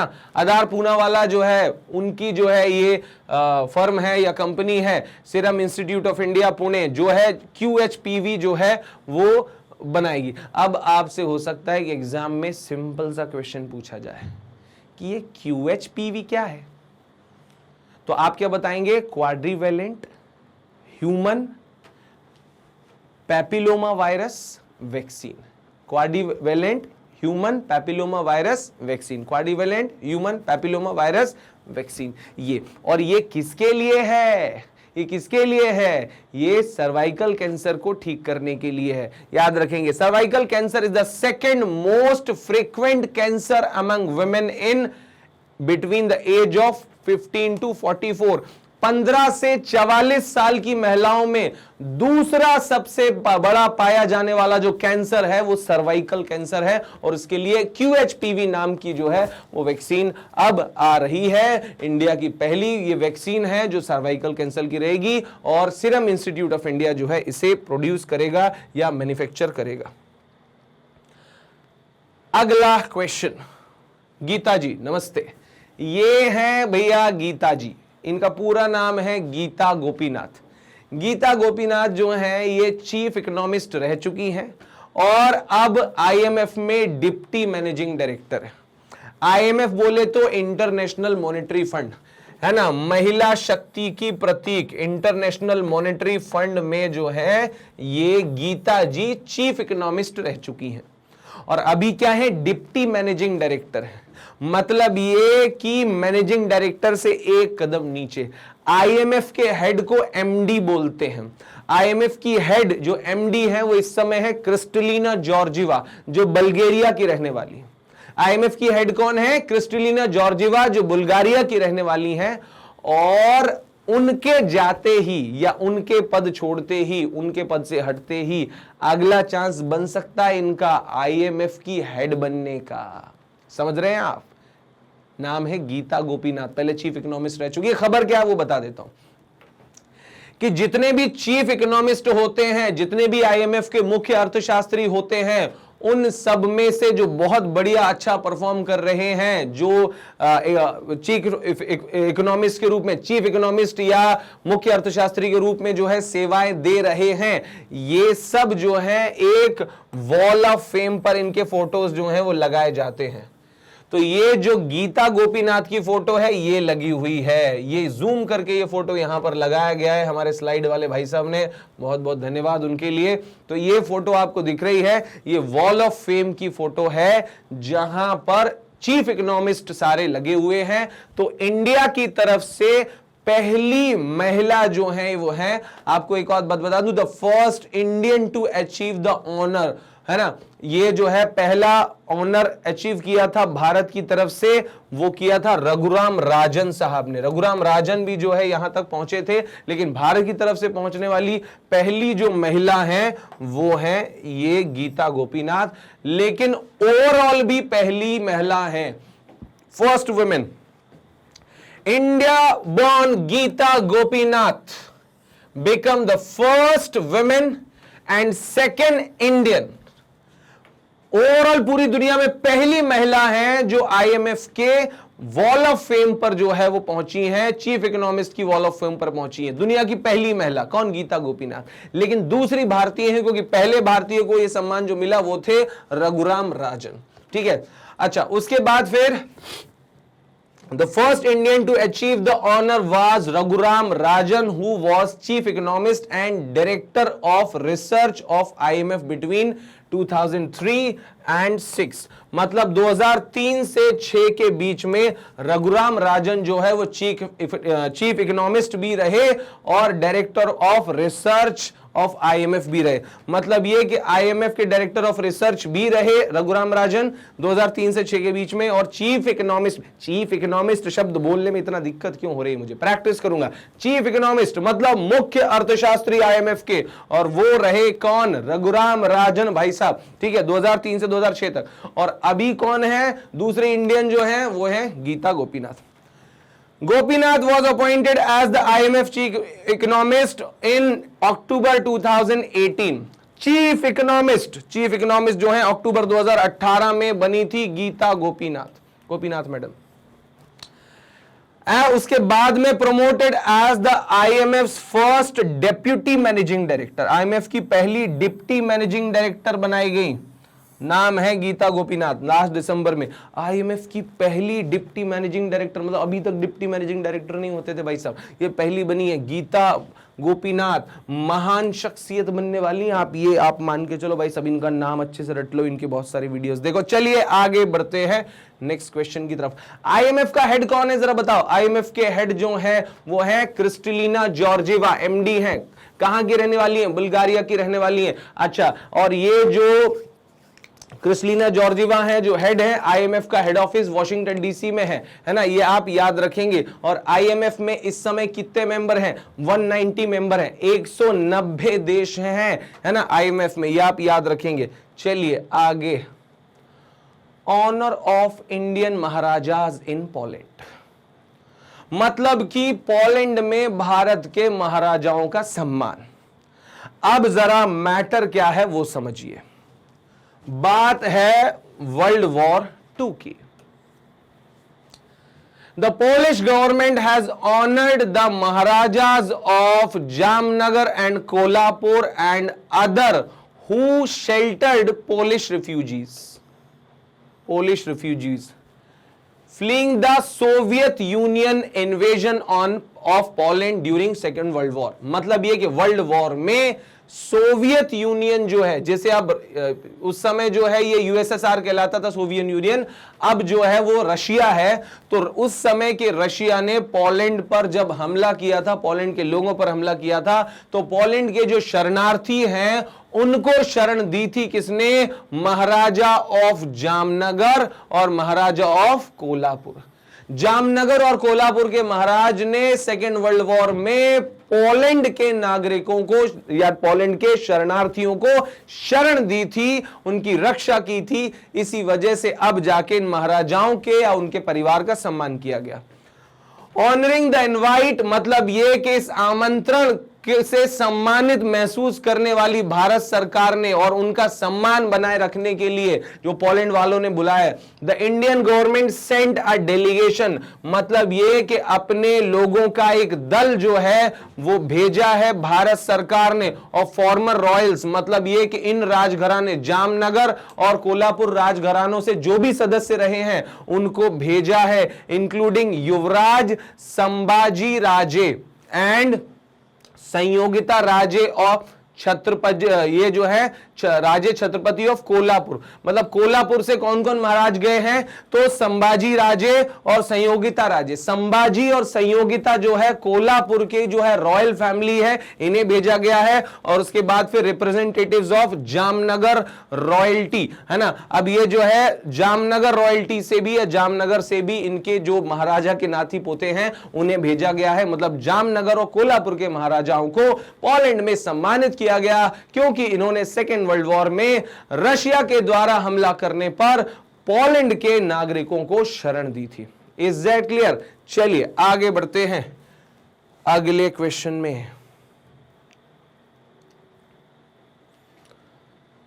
पोलैंड्स डेप्यूटी पीएम पीटर ग्लिंस्की, है ना। अब ये जो पीटर ग्लिंस्की है ये बेसिकली पोलैंड के डेप्यूटी पीएम है और इन्होंने जो है वो सम्मान समारोह में हिस्सा भी लिया, है ना। Also participated in the Warsaw event. अच्छा, उसके बाद फिर recalling their memories of living in India, Polish residents showcased picture of Indian kings generosity. मतलब ये कि सीधी सी बात है, अब ये जेनरोसिटी वाली जो फोटो है वो शो की उन्होंने बताई बेसिकली जब वो इंडिया में रहते थे। ये हैं वो सारे शरणार्थी जो बेसिकली भारत में जामनगर और कोल्हापुर के महाराजाओं की शरण में रहे थे और ये इतने सारे हैं, ये फोटो इन्होंने दिखाई है। चलिए आगे बात करते हैं, है ना। और ये जो है वो पीटर ग्लिंस्की जो है वो कौन है, तो पीटर ग्लिंस्की भाई साहब ये डेप्यूटी पीएम है पोलैंड के। मिस यूनिवर्स डिवाइन टाइटल, वाह वाह वाह, मिस यूनिवर्स डिवाइन टाइटल, समझ रहे हैं आप। India's Pallavi Singh won miss universe divine title at the final held at Yeosu city, South Korea. South Korea की योसू सिटी में मिस डिवाइन यूनिवर्स का टाइटल जीता है इंडिया की पल्लवी सिंह ने। पल्लवी सिंह हेल फ्रॉम कानपुर, कानपुर की रहने वाली है ना। आप जो है याद रखेंगे इन्होंने देश को जो है प्राउड फील करवाया। 110 देशों के पार्टिसिपेंट्स थे, उनमें जीत के आई हैं। नाम है पल्लवी सिंह और कानपुर की रहने वाली है ना। अच्छा, तो आप ध्यान रखिएंगे ये जो है basically Asia in the miss universe contest में भी जो है पार्टिसिपेंट्स रही हैं, है ना। आप चाहें तो फोटो इनका देख सकते हैं, नोट कर लें, स्क्रीनशॉट भी ले लें। अब नेक्स्ट खबर को मैं आपको दिखाता हूं कि अगली जो खबर है वो क्या है। The government of Japan has conferred the order of rising sun gold and silver star award on Sanmar group vice president Narayan Kumar in recognizing of his contribution towards the strengthening economic relations between the Japan and India।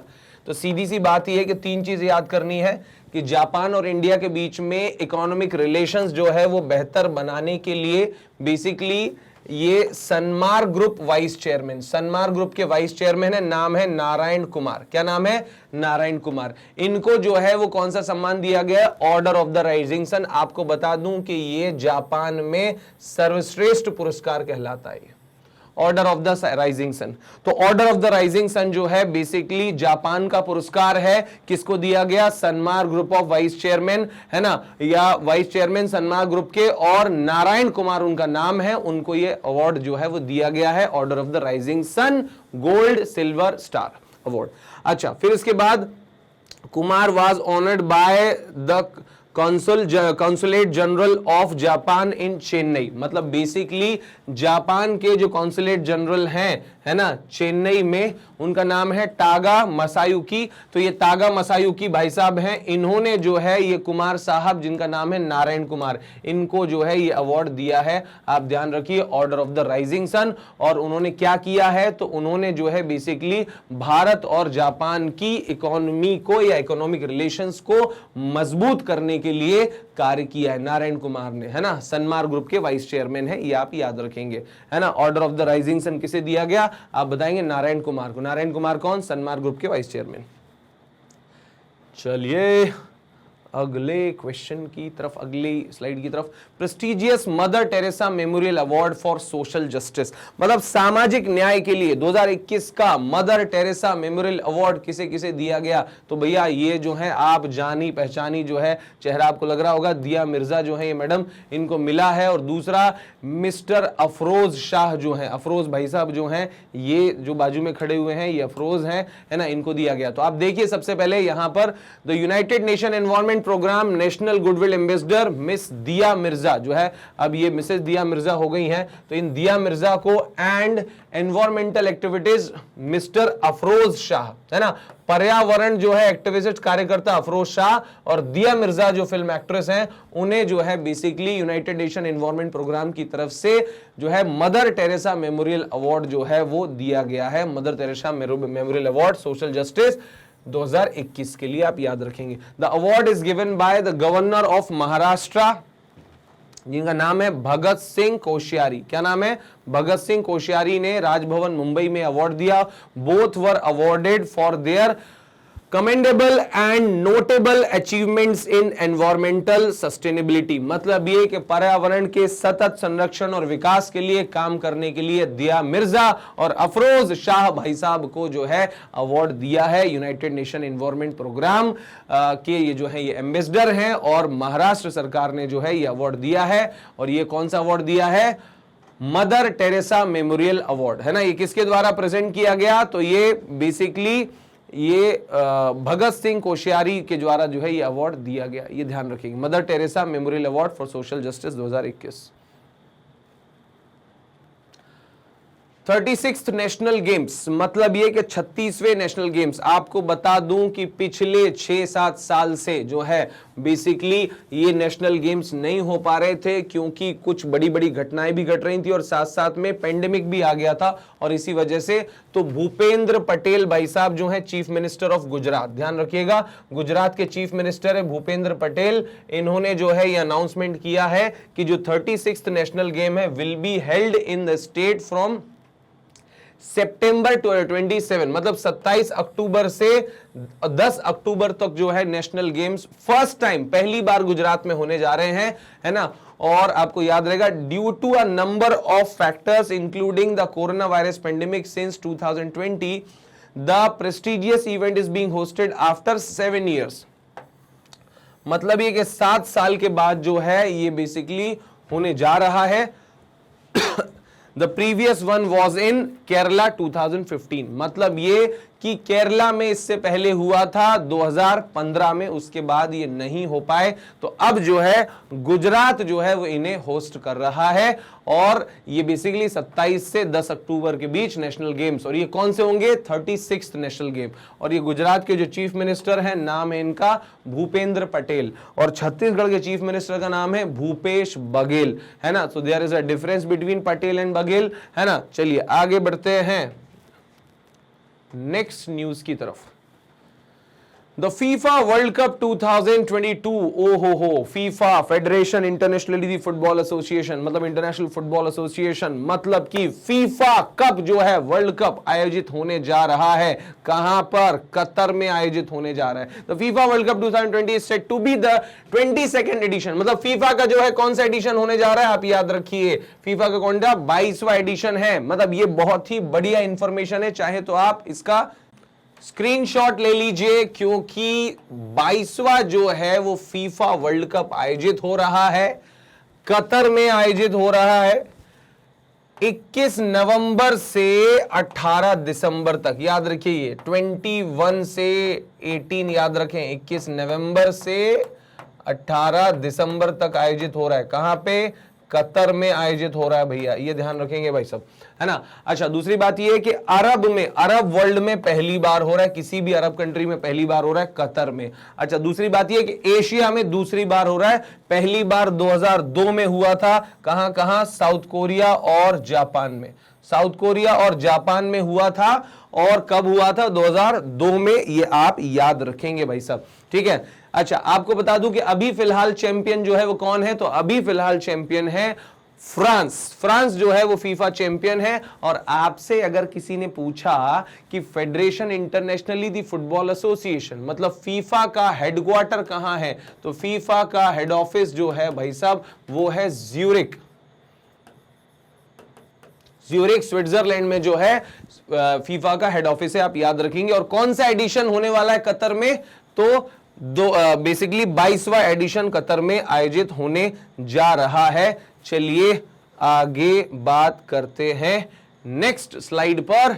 Australian grand prix 2022, मतलब ये कि formula 1 race आयोजित हो रही है।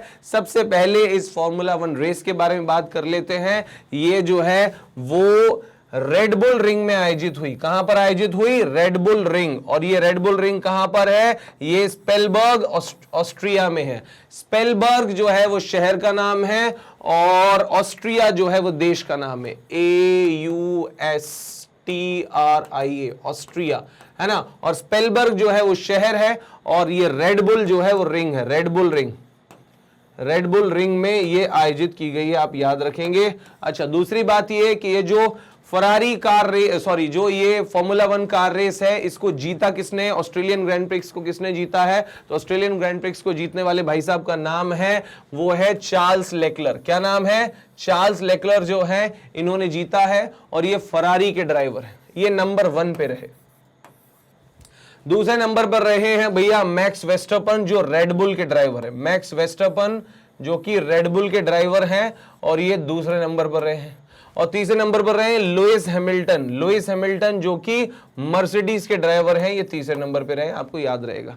तो Australian open किसने जीता है? तो चार्ल्स लेक्लर ने जीता है। कहां के ड्राइवर है या कौन सी जो है उसके ड्राइवर है फ्रेंचाइजी के? तो ये फरारी टीम के ड्राइवर हैं। मैक्स वर्स्टैपन रेडबुल के हैं, रेडबुल दूसरे नंबर पे रहा। लुइस हैमिल्टन मर्सिडीज के हैं, वो तीसरे नंबर पर रहे। ठीक है, और ये हुआ कहां पर आयोजित? तो बेसिकली 10 जुलाई को रेडबुल रिंग, स्पिलबर्ग, ऑस्ट्रेलिया। ठीक है, चलिए आगे बढ़ते हैं नेक्स्ट स्लाइड की तरफ।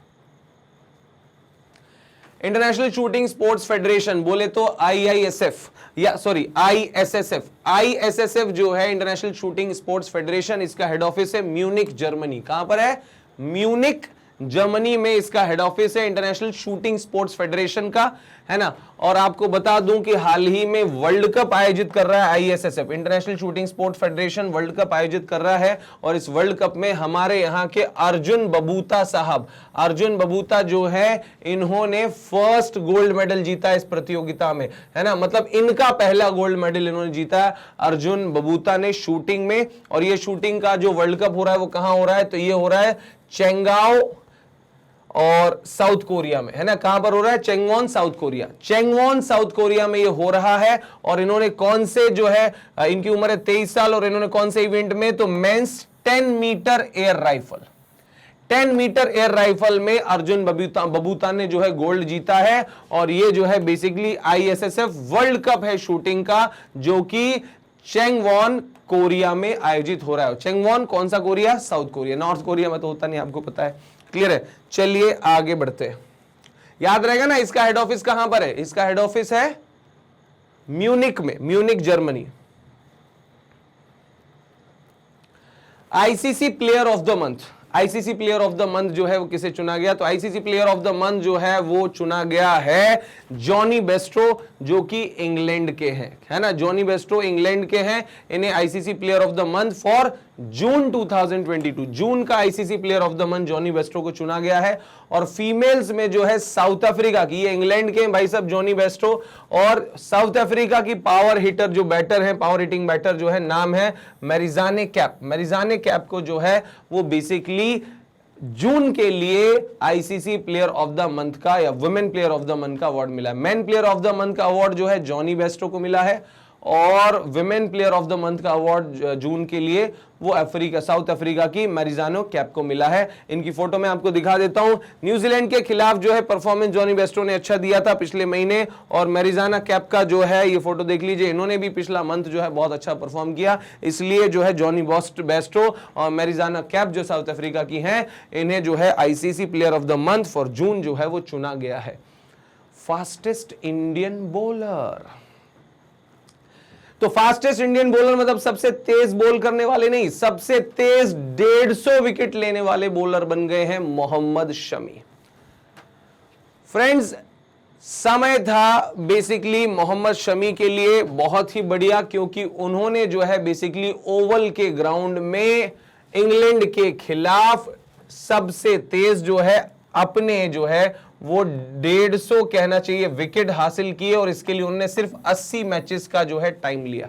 याद रखिए, Shami achieve the feet with the second wicket, मतलब ये कि उन्होंने जो है मैच में जैसे ही दूसरा विकेट लिया, तो दूसरा विकेट लेते ही जो है उन्हें ये माइलस्टोन मिल गया। अब ये माइलस्टोन कितना महत्व रखता है वो मैं आपको अगली स्लाइड में दिखाता हूं, ये देखिए।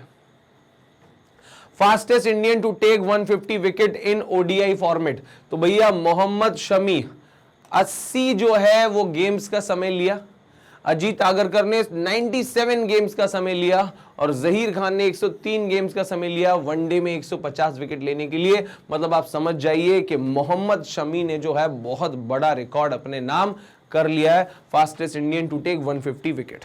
चलिए आगे बात करते हैं नेक्स्ट क्वेश्चन की तरफ। कैप्टन जो है हमारे इंडिया के फिलहाल रोहित शर्मा है वनडे टीम के, और रोहित शर्मा ने जो है T20 में भी एक धमाल मचाया है। वो ये है कि T20 में लगातार as a captain T20 match 13 जो है T20 मैच जीतने वाले वर्ल्ड के पहले क्रिकेट कैप्टन बन गए। याद रखिए, Rohit Sharma become the first captain in cricket history to win 13 straight T20s, लगातार 13 T20 मैच जीतने वाले वर्ल्ड के पहले जो हैं ये भाई साहब बन गए हैं। नाम है Rohit Sharma. This accomplishment was made by Rohit in Southampton first T20 of the 3 match series against England. England के खिलाफ आपसे क्वेश्चन पूछा सकता है कि ये रिकॉर्ड किसके खिलाफ बना, तो इंग्लैंड के खिलाफ जो है जीतते साथ ही ये रिकॉर्ड बना। चलिए अगली खबर जो कि दूसरे हफ्ते की खबर है जुलाई महीने में, और वो ये है कि आर दिनेश साहब जो हैं, जो कि टीवीएस के जो हैं वो क्या हैं, वाइस चेयरमैन है। TVS supply chain solution, TVS की जो सप्लाई चेन सॉल्यूशन है उसके वाइस चेयरमैन है। इनको चुना गया है क्या, प्रेसिडेंट। किसका प्रेसिडेंट चुना गया है, CII, भारतीय उद्योगों का संघ है। नाम है उसका क्या, वो मैं आपको बता देता हूं, नाम है उसका CII, बोले तो कॉन्फेडरेशन ऑफ इंडियन इंडस्ट्रीज। आप समझिए बात को, CII या कॉन्फेडरेशन ऑफ इंडियन इंडस्ट्रीज के जो है बेसिकली प्रेसिडेंट बनाए गए हैं। नाम है जिनका क्या, नाम है उनका, नाम किधर गया इनका, आर दिनेश। आर दिनेश जो है इनका नाम है भाई साहब, ये आप याद रखेंगे। चलिए आपको बता देता हूं, आर दिनेश भाई साहब ये हैं, और ये इनकी फोटो है आर दिनेश साहब की। ये जो हैं वो CII confederation of Indian industries के क्या बने हैं, ये जो है वो बेसिकली वाइस प्रेसिडेंट जो है अपॉइंट हुए हैं 2022-23 के लिए। कॉन्फेडरेशन ऑफ इंडियन इंडस्ट्रीज मतलब भारतीय उद्योगों का संघ, ठीक है। और टीवीएस सप्लाई चेन सॉल्यूशन के वाइस चेयरमैन है और अध्यक्ष भी बनाए गए हैं किसके, कॉन्फेडरेशन ऑफ इंडियन इंडस्ट्री के। ओके, अपॉइंटमेंट इन SBI general insurance. SBI general insurance मतलब जो नॉन लाइफ इंश्योरेंस देता है, मतलब ये कि ये बेसिकली लाइफ इंश्योरेंस छोड़ के सारे इंश्योरेंस प्रोवाइड कराता है भाई साहब। तो SBI जनरल इंश्योरेंस जो है इन्होंने पारितोष भाई साहब जो है, पारितोष त्रिपाठी जी को MD और CEO बनाया है। ये MD भी बने हैं और ये CEO भी बने हैं किसके, SBI जनरल इंश्योरेंस। SBI लिखने के लिए मैं ब्लू पेन का उपयोग करना चाहूंगा, SBI, लेकिन ये पतला पेन है, थोड़ा सा बड़ा पेन लेना पड़ेगा, ब्रॉड। SBI जनरल इंश्योरेंस है ना, ये आप याद रखेंगे। SBI जनरल इंश्योरेंस के क्या बने हैं, MD और CEO। नाम है इनका क्या, पारितोष त्रिपाठी, पारितोष भाई साहब जो है MD और CEO बने हैं, ये आप याद रखेंगे। PC कंडपाल जो हैं ये भी बनाए गए हैं SBI जो है कॉर्पोरेट सेंटर SBI के मैनेजिंग डायरेक्टर, बोले तो डेप्यूटी मैनेजिंग डायरेक्टर बनाए गए है ना। कॉर्पोरेट सेंटर SBI है ना, इसके क्या बनाए गए हैं, डेप्यूटी मैनेजिंग डायरेक्टर, बोलते DMD बनाए गए। नाम क्या है, PC कंडपाल, ये भी आप याद रखेंगे। चलिए अगली खबर या अगले जो है, जी हाँ, अपॉइंटमेंट की तरफ। और अगला अपॉइंटमेंट जो है वो senior bureaucrat RK Gupta. RK Gupta साहब को जो है, ये प्रशासनिक अधिकारी जो है RK गुप्ता, इन्हें क्या अपॉइंट किया गया है, तो RK गुप्ता को इलेक्शन कमिश्नर बनाया गया। क्या बनाया गया है, इलेक्शन कमिश्नर है ना। वैसे आपको बता दूं कि अभी पिछले ही महीने 15 मई 2022 को हमारे इलेक्शन कमिश्नर बने थे राजीव कुमार, चुनाव आयोग, चीफ इलेक्शन कमिश्नर। ध्यान रखिए, CEC चीफ इलेक्शन कमिश्नर कौन बने, राजीव कुमार भाई साहब बने। अच्छा, ये कब बने, 15 मई को। लेकिन CEC के अंडर में जो है वो 2 इलेक्शन कमिश्नर भी होते हैं, ये आप याद रखिए है ना। दो इलेक्शन कमिश्नर होते हैं जो दोनों किसको रिपोर्ट करते हैं, चीफ इलेक्शन कमिश्नर को रिपोर्ट करते हैं। और फिलहाल जो है हमारे इलेक्शन कमिश्नर है राजीव कुमार, और जो एक इलेक्शन कमिश्नर जो पहले से बने हैं अनूप चंद्र पांडे। अनूप चंद्र पांडे जो है पहले से इलेक्शन कमिश्नर है, और दूसरे इलेक्शन कमिश्नर हमारे बनाए गए हैं आर के गुप्ता। आप याद रखेंगे आर के गुप्ता भाई साहब जो है वो बनाए गए क्या, चीफ इलेक्शन कमिश्नर, है ना। तो याद रखिए ये है कौन, राजीव कुमार, ये है कौन, अनूप चंद्र पांडे, और ये है कौन, आर के गुप्ता, है ना। तो ऐसा करके ये तीनों का जो है वो समूह पूरा हुआ इलेक्शन कमिश्नर्स का। चलिए बढ़ते हैं अगली खबर की तरफ, अगले स्लाइड की तरफ। International fund for agriculture development, मतलब कि IFAD, बात समझिए, IFAD international fund for agriculture development has been appointed as Spain's Alvaro Lario. Alvaro Lario जो है वो नए प्रेसिडेंट बने, अल्वारो लारियो नए प्रेसिडेंट बने। किसके बने, international fund for agriculture and development.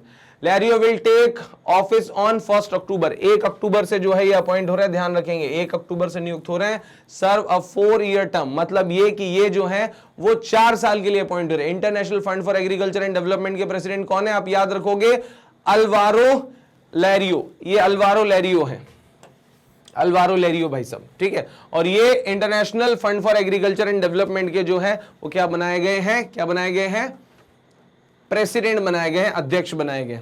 अच्छा, उसके बाद फिर आपको बता दूं कि ये जो है किसकी जगह लेंगे, तो गिलबर्ट होंगबो, गिलबर्ट होंगबो की जगह लेंगे, है ना।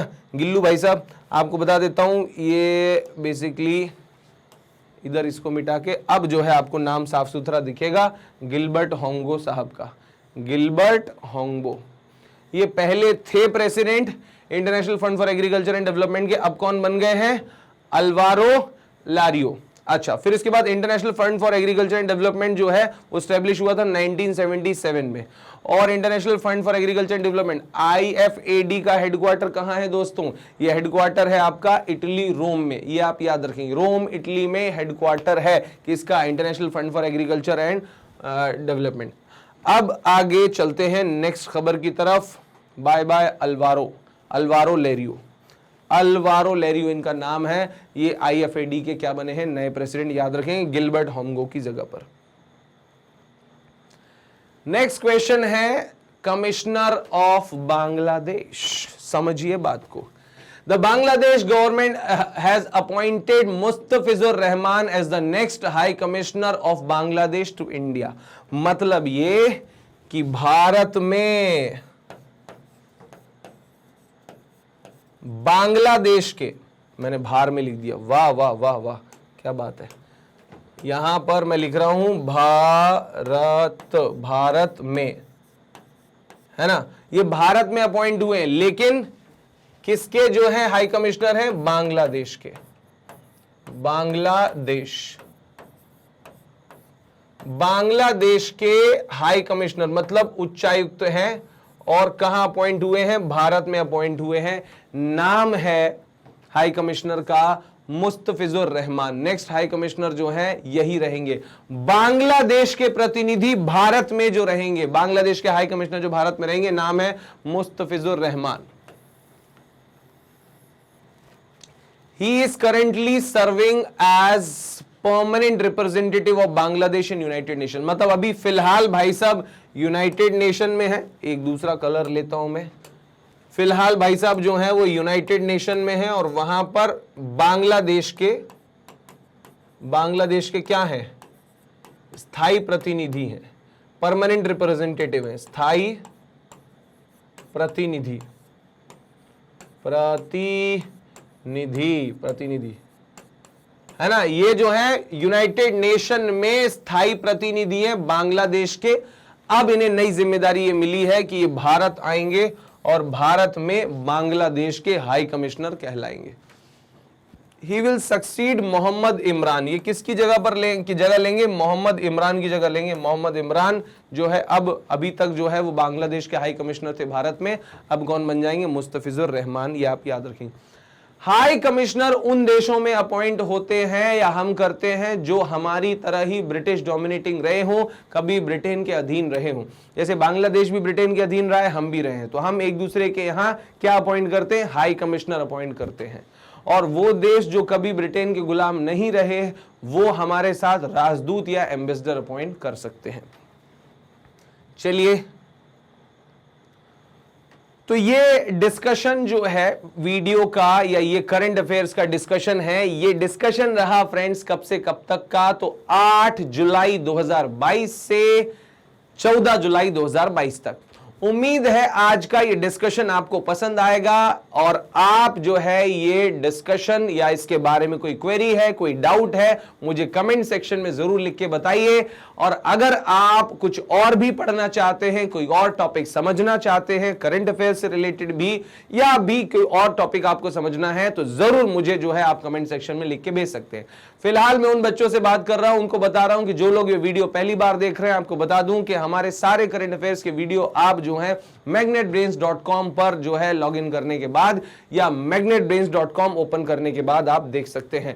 क्लियर है? आप YouTube चैनल पर मैग्नेट ब्रेन्स कंपटीशन ओपन करेंगे, वहां भी आपको जो है वीडियोस मिल जाएंगे। ये magnetbrains.com ये वेबसाइट ओपन की हुई है, देखिए यहां पर जो है इस तरह से मेंशन्ड है ये, और ये जब आप क्लिक करेंगे तो इस तरह से ओपन हो जाएगा। यहां पर देखिए ये जून का current affair, weekly current affair for banking, एक लेक्चर ये है, ऐसे आपको हर हफ्ते जो है एक पूरे हफ्ते भर का कंक्लूजन वीडियो जो है वो आपको मिल जाएगा डिस्कशन के लिए, है ना। याद रखेंगे समय समय पर हम मल्टीपल चॉइस क्वेश्चंस भी इसमें अपडेट करेंगे, तो आप करंट अफेयर्स पढ़ने के लिए कहीं ना जाएं, यहां आए, क्योंकि हम हैं मैग्नेट ब्रेन्स, हम हैं डेडिकेटेड आपके सिलेक्शन के लिए, फ्री एजुकेशन के लिए और क्वालिटी एजुकेशन के लिए। तो फ्रेंड्स 100% फ्री प्रिपरेशन के लिए, हर कॉम्पिटिटिव एग्जाम्स के लिए आइए मैग्नेट ब्रेन्स, घर बैठे देखिए, क्योंकि हम दे रहे हैं निशुल्क शिक्षा, हम दे रहे हैं क्वालिटी एजुकेशन। तो उम्मीद है आपको पसंद आया होगा आज का वीडियो। लाइक कीजिए, सब्सक्राइब कीजिए, शेयर कीजिए। वीडियो को अंत तक देखने के लिए बहुत बहुत धन्यवाद। मिलते हैं अगले वीडियो में। थैंक यू एवरीवन, जय हिंद।